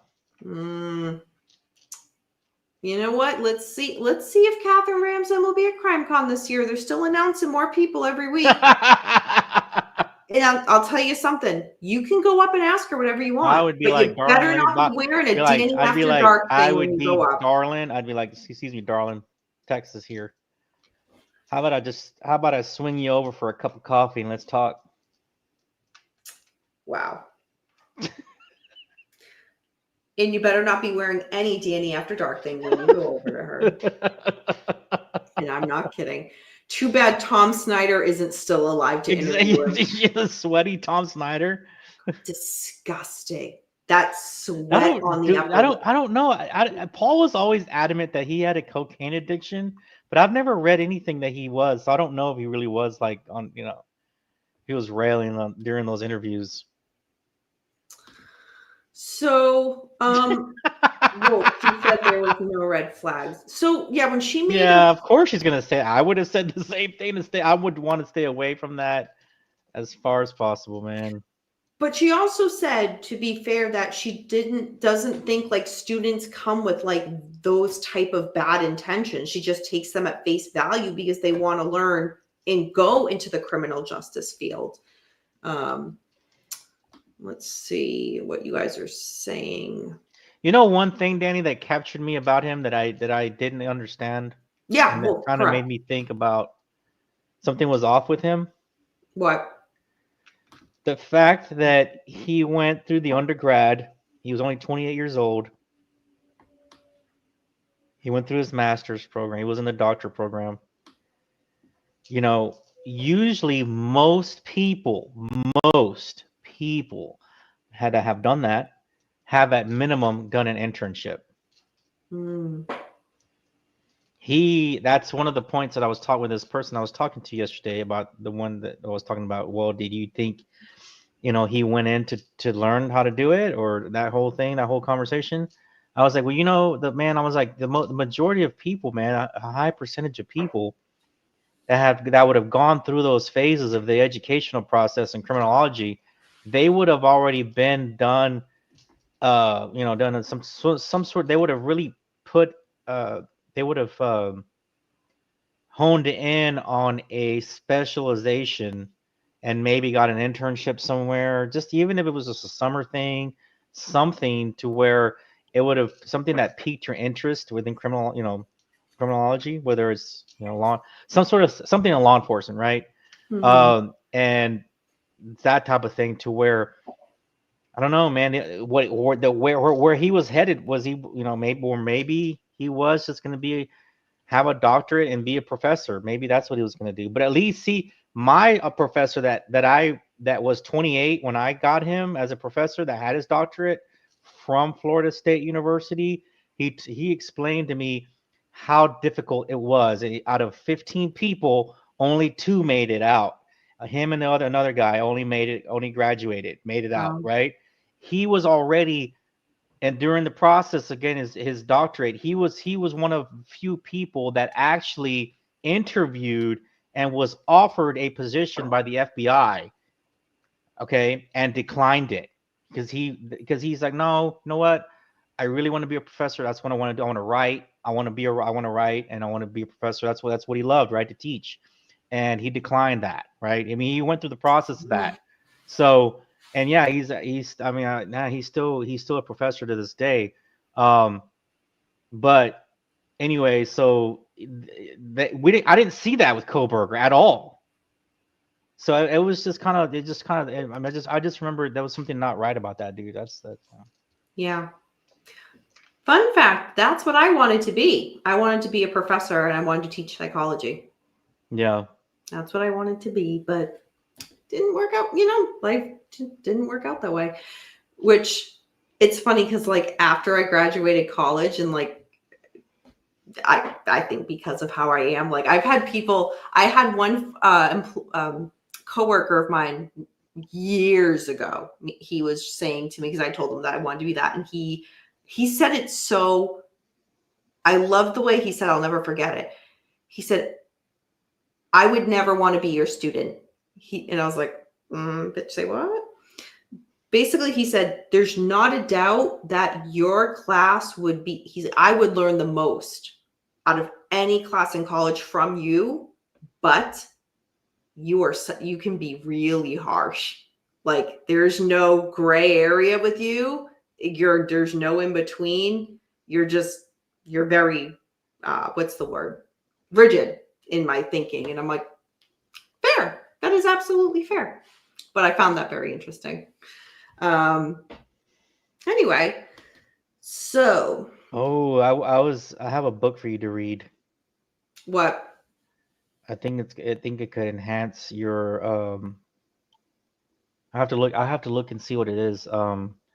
Why don't you recommend it for book club? I'll get it on the. No. This is gonna no. This has to do more on like the seriousness of, if it'll make you a better researcher and it'll make you a better when you're presenting. I mean, just kind of with a subject case matter stuff, intelligence, Oh, okay. No, it's not something that that. No, it's true. Okay. No, that's fair. Yes. I'm a book nerd. Send it my way, Beckham. Yeah, Tony, I would kick you out in like the first 5 minutes. You're a Starbucks barista, aren't you, Danny? James Watson, you have outed my profession. All right. There was a comment. Was it Tony Stewart you had? If I was one of the girls' dads, so one of the victims' fathers, I would want a prison visit to find out why he did it. May even take a charge to make him tell me why. So, Tony, I'm picturing I'm blanking the victim's family's member's name right now, but I can picture her. It was one of the parents, one of the mothers. She said something during the victim impact statements that, like, saying that I'm open to talk with you. If you want to, I want to hear from you. What happened? Like, I'm just paraphrasing at this point, but she put that out there. Like, no judge, like contact. I want to hear from you. What happened to my, to my daughter? And again, he just sat there stone cold. But yeah, family members still want to know what happened. And he just wasn't, yeah. Hey, Doug Smith. Good to see you. Danny doesn't practice tough love. She practices harsh as hell love. Sam Smith, I'm going to give you a star. I think that's the best thing you've ever said about me, Sam Smith. I love that. I really do. She makes war, not love. K-Dog, Koberger is psychotic. He doesn't care about the family's feelings. Not at all. I beg to argue that when the victims' families were up there and, crying and emotional and, this is what you took away from me, I'm sure that he got off on that. He enjoyed that. But I didn't think he saw Olivia coming to give the statement that she did. But all right, that's that right now on Koberger. I don't think this will be the end of it, as Beckham so eloquently pointed out. But Yeah, if you want to see, you just Google it after the show. You can. Danny, I mean, going back to his comment and your comment you just read about you know, hold on one second. Oh, for Christ's sakes, back up. So going back to what somebody said that he was psychotic, and you kind of went with that. Hey, dogs. Yeah. Yeah. Again, that's what people like. Did he? Okay, so again, I just gave you a perfect example of my professor. Same age when he got the doctorate, 28. He taught me criminal. He was in my mid junior level classes.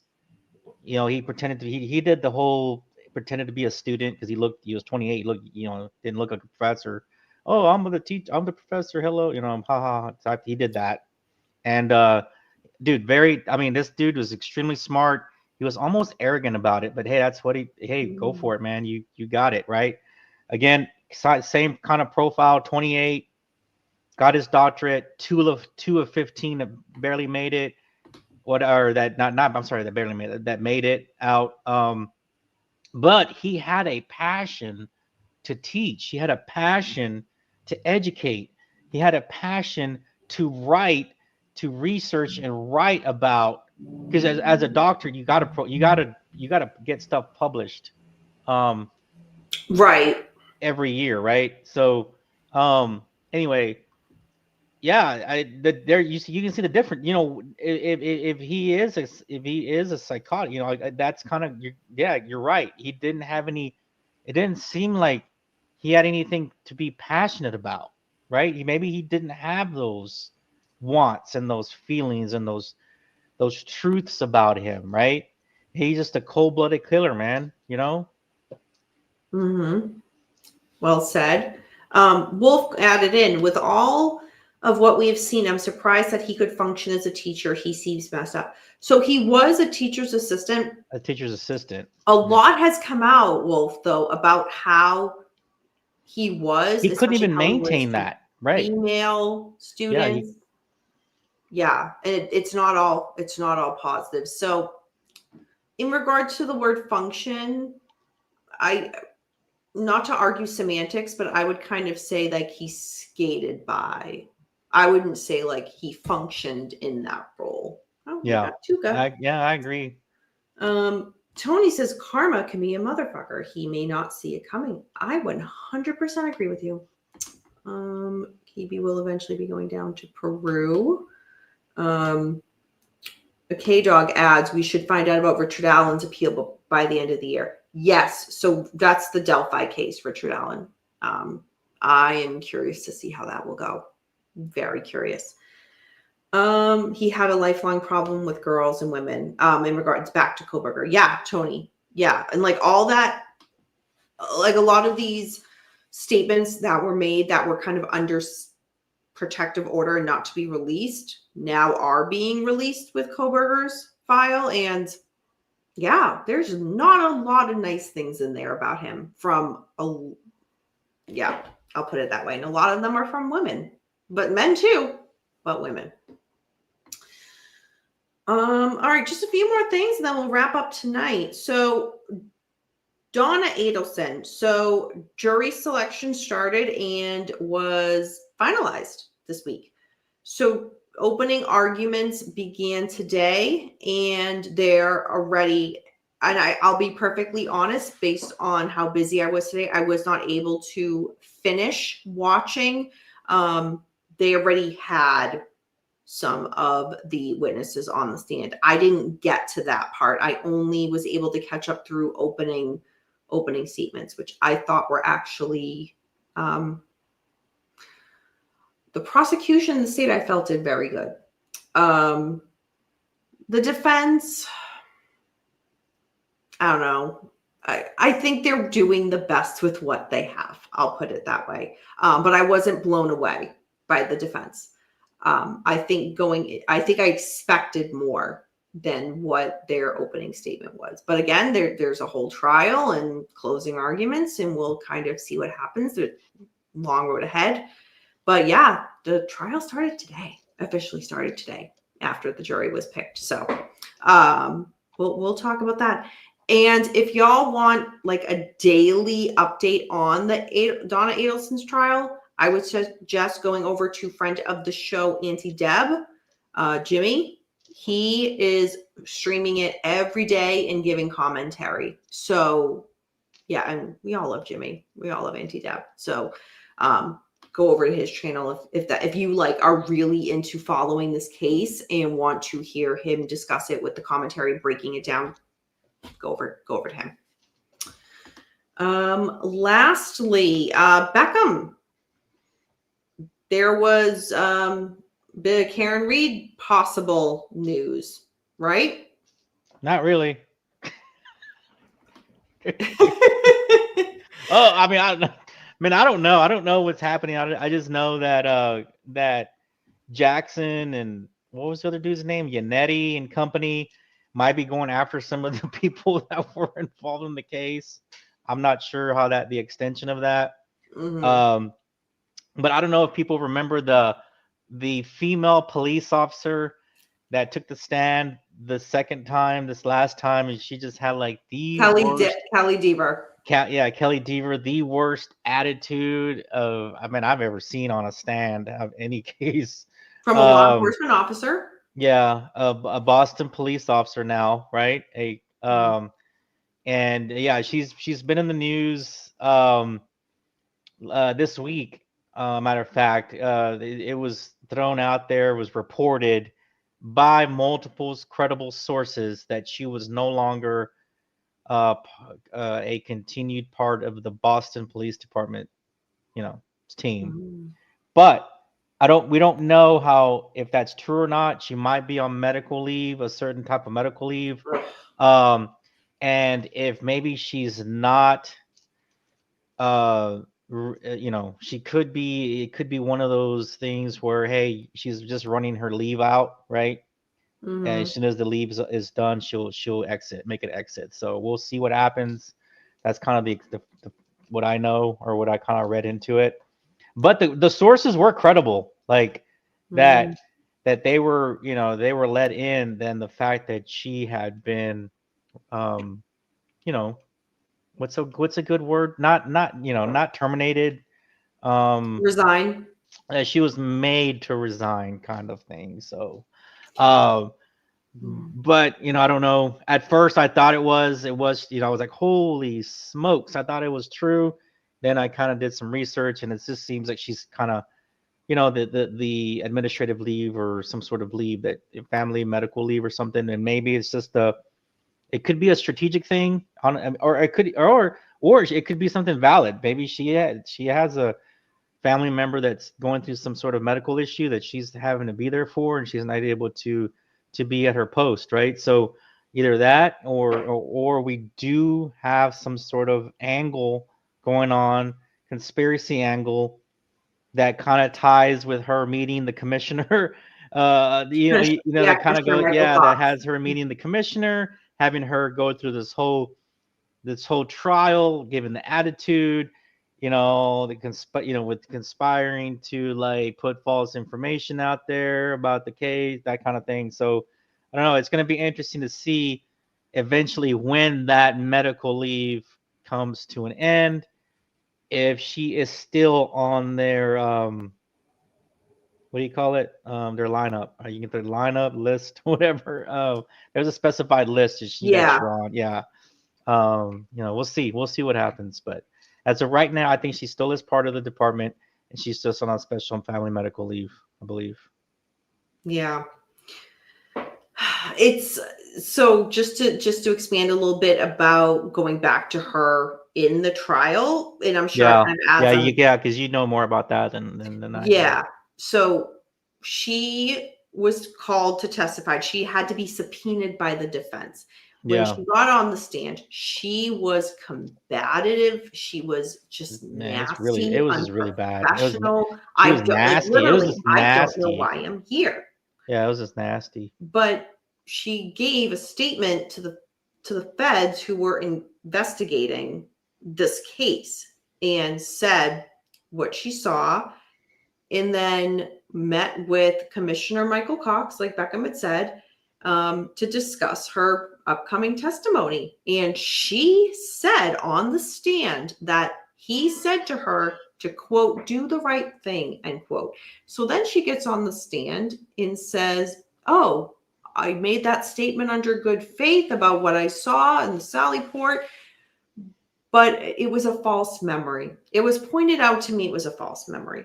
So it was, again, watching it, it was very clear that she was taking one for the team, but It sounds a discrediting. little bit different when you're saying she was taking one for the team. She was trying to be a team player with standing with, think about it like Bukaki, Proctor, Garino, like they're all having each other's back, and like, yes, this is what we do. And like, she, hey man, taking one for the team and Bukaki in the same sentence doesn't sound right. Fair. I'll give you that. That is fair. I'll give you that. Poor choice of words on my end, but it was to go on the stand and say, I had a false memory. It's like, ooh, you might have been trying to help law enforcement with, Karen Reed, but you've just put out there, because going forward that anytime she'd be called to testify, all the opposing side has to do is bring that up. She's completely discredited for the rest of her career because of the false memory. So yeah, and again, her attitude, it was horrible. Like, at the end of the day, yeah, you don't want to be there. The victims' families here, like, come on, regardless of what side you're on, like Karen Reed, law enforcement, or maybe you think both are true at the same time. You're a law enforcement officer. Be professional. What the hell? So who was the one police officer that has not had to deal with any any form of discipline at all? There's that one guy that was involved in the case. That one guy. He's got, oh man, there's one police officer that took the stand. I saw it. I just don't know his name. Well, at first it was Proctor. He didn't get no. Yeah, this guy told the truth and did everything, and he has not. He's Dighton police, Nicholas Barrows. That him with bald guy? Mm-hmm. Yeah, that guy. Okay, there you go. He's the only one that really hasn't had to deal with Boston police. He's a Dighton police officer. I know. I'm just saying there's one police officer, that didn't have to face any sort of disciplinary action or anything like that because told the truth. Yeah.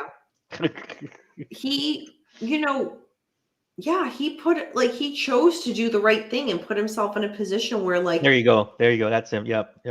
Yeah.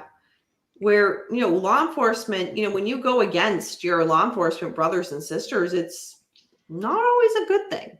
And Nicholas Barrows was like, I'm not tied to this. I'm not a Boston police officer or a Canton police officer, Mass State Police.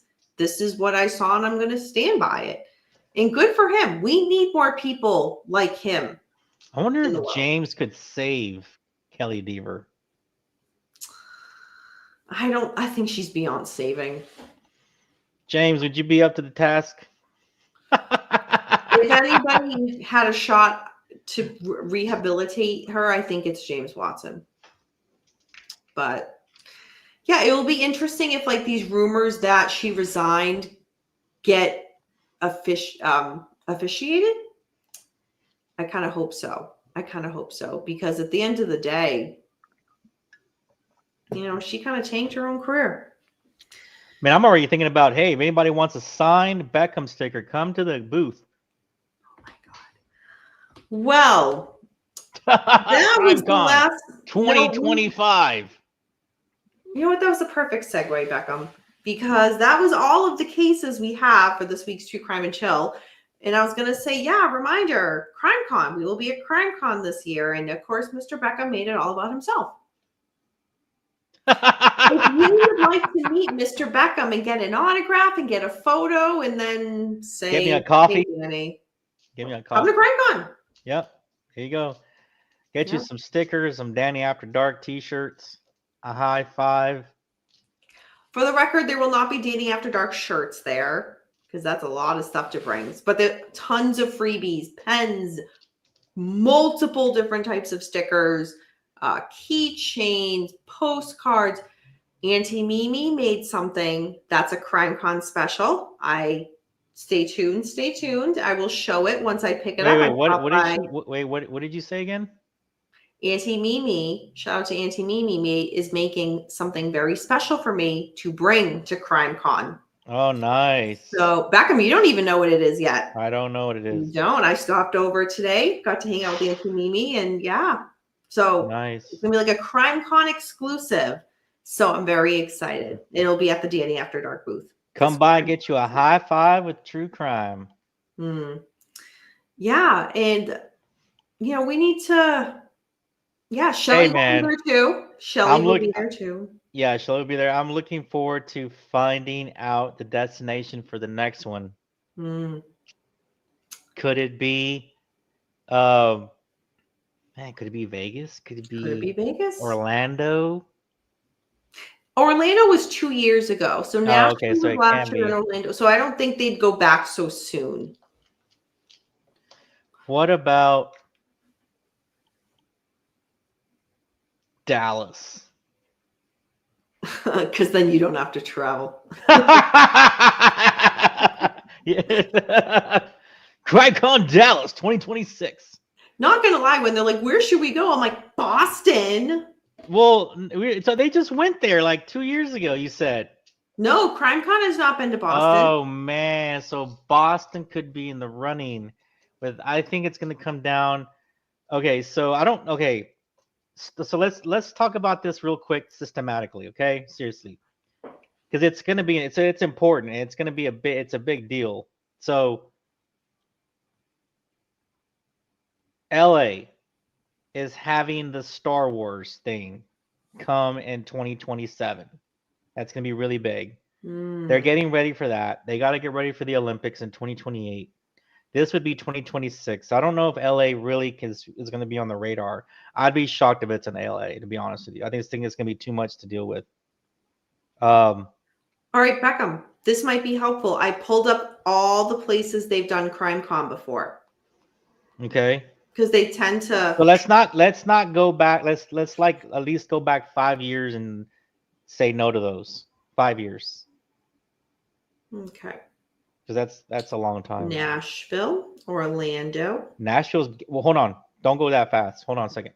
Nashville is gaining super popular in like the last 3 years, almost to like Vegas popularity. Because I mean, supposedly it's a fun city. You got the country music thing there and all kinds of stuff. A lot of there's just a lot of people will say it's a lot of fun there. So, but within the last 5 years, you said Nashville, right?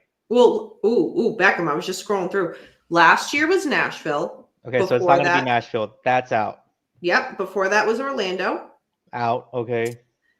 Before that was 2022 was Vegas. Damn, it's out. Damn it. Okay. Vegas is out. 2021 was Austin, Texas. Oh, wow. They came to Texas. That's surprising. And to Austin. That's kind of, okay. 2020 didn't happen because. Right, of course. 2019 was the one? New Orleans. I've been in New Orleans before. No, I haven't. 2018 was Nashville. So Nashville twice. 2017 was Indianapolis. No. I hope they don't do it there. They did. I'm surprised they did Nashville within 6 years twice, right? Damn. And then like early years, they had like what looks like smaller events, and they were in Chicago. Okay. Man, I don't know. Boston, Dallas looks to be like Boston, Dallas, maybe Chicago again. I don't know. I don't think LA would be something, as I said, like, LA's got too much going on, like really big, consecutive. They just did Nashville. Nashville would have been interesting. That was a lot of fun. Yeah. Oh, is that the one you went to? Yeah, it was last year. Oh, okay. They're not doing that one. Yeah. So I mean, I don't know. It's gonna be interesting. Chicago. I'm thinking Chicago, Boston.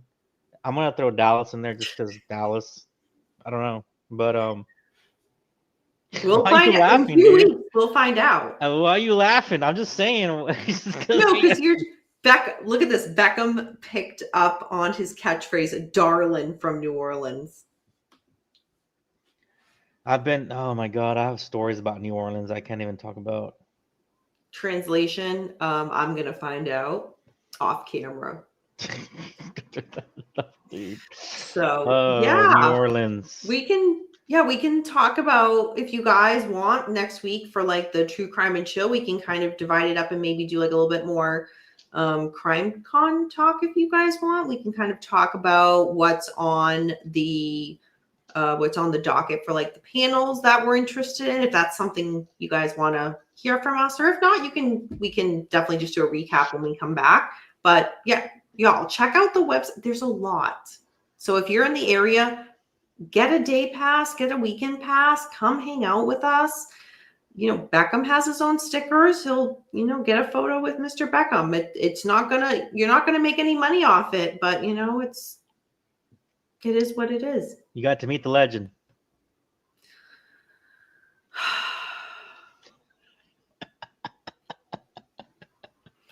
Speechless, Liz, Danny. Speechless, are you? oh boy. Remember a couple weeks ago, you and I took a screen grab and I posted it when you're like, "Oh, Boston gave me the key to the city." The Liz commented on that on Instagram. I didn't hear it. And she's just like, "Bruh." And I'm like, well said. Oh God. But anyway, yeah. So 2 weeks from today is opening day at CrimeCon. Wild. So are people gonna be lined up at the doors to get there's in? thousands and thousands Oh of my people that God, go. it's gonna give me anxiety. Do we get there first before it opens? Yes. Okay, thank God. Because we're Oh, I know, but that's gonna give me like a bunch of like crazy anxiety, man. Oh yeah. God. Yeah. But we'll all those details will be finalized. I'll be like, well, hello. People will think I'm British. Oh God. So quickly, so I applied to have a booth at CrimeCon, right? And I'm like, they're not going to pick me. Hey, Wolf. Yeah, same Small here. channel, they're not going to pick me. I was literally getting to dance class. I mean, this was early this year, and walking in, and I'm like, oh, I had an email pop up. Let me just quickly scroll through my email, and it was CrimeCon, and it was, yeah, I was going to be on Creator Row, and I was like, I freaked the fuck out. I'm like, am I real? No way. No way.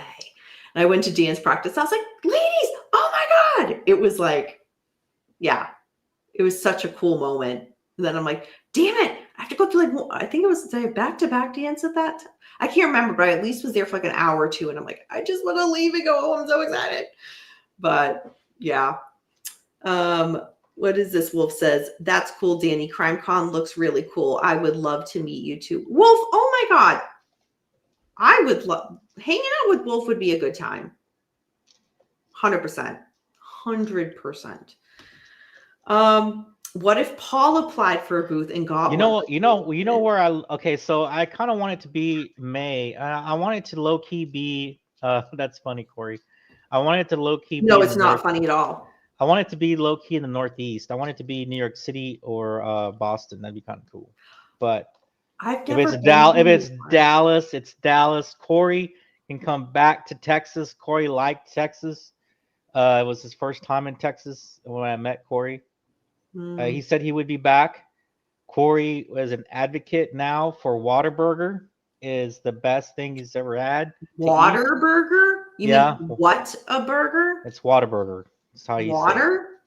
Whataburger. Whataburger. Yeah, Whataburger. I'm saying the same thing. Whataburger. Semantics. What? It's Whataburger, dude. Anyway, so yeah. Do you remember that time when I first met you and you're like, "Oh, I want to go eat at In-N-Out." You wanted to go eat at In-N-Out, so I picked you up from the airport. And I was like, "Danny, I got you. I know exactly where there's one. Exactly where there's one." And I seriously got confused between In-N-Out and Carl's Jr. And it was Carl's Jr. And then we didn't have time. You had to get Carl's Jr. instead.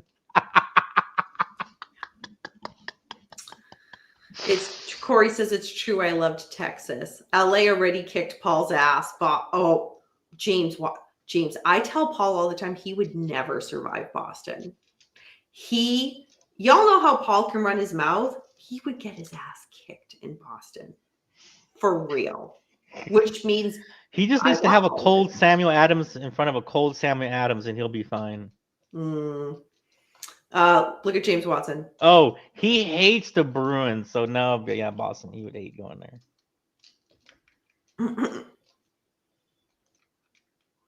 Back up. Look at the screen.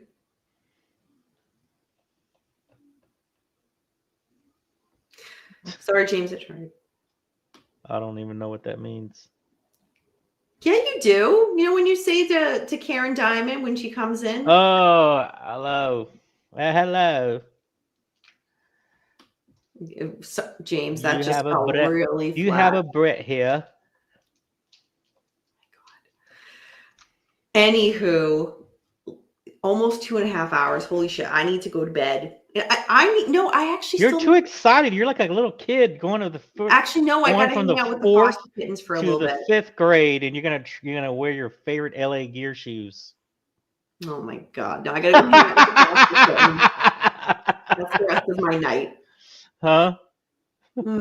Anywho, all right, everybody. Thank you for joining us for a very long True Crime and Chill. Thank you, Beckham, for joining. Thank you, everybody, for being in the chat. And for those who were watching but weren't in the chat, thank you. Thank you for joining us tonight. And yeah, CrimeCon 2025. Danny After Dark booth. Meet me, meet Beckham, meet Shelly. It's going to be awesome. It's going to be absolutely awesome. So Danny's tossing and turning because CrimeCon is Wolf. You have no idea. I'm telling you, she's like that little excited kid that's gonna get to wear their favorite like new clothes this the first day of school, first week of school.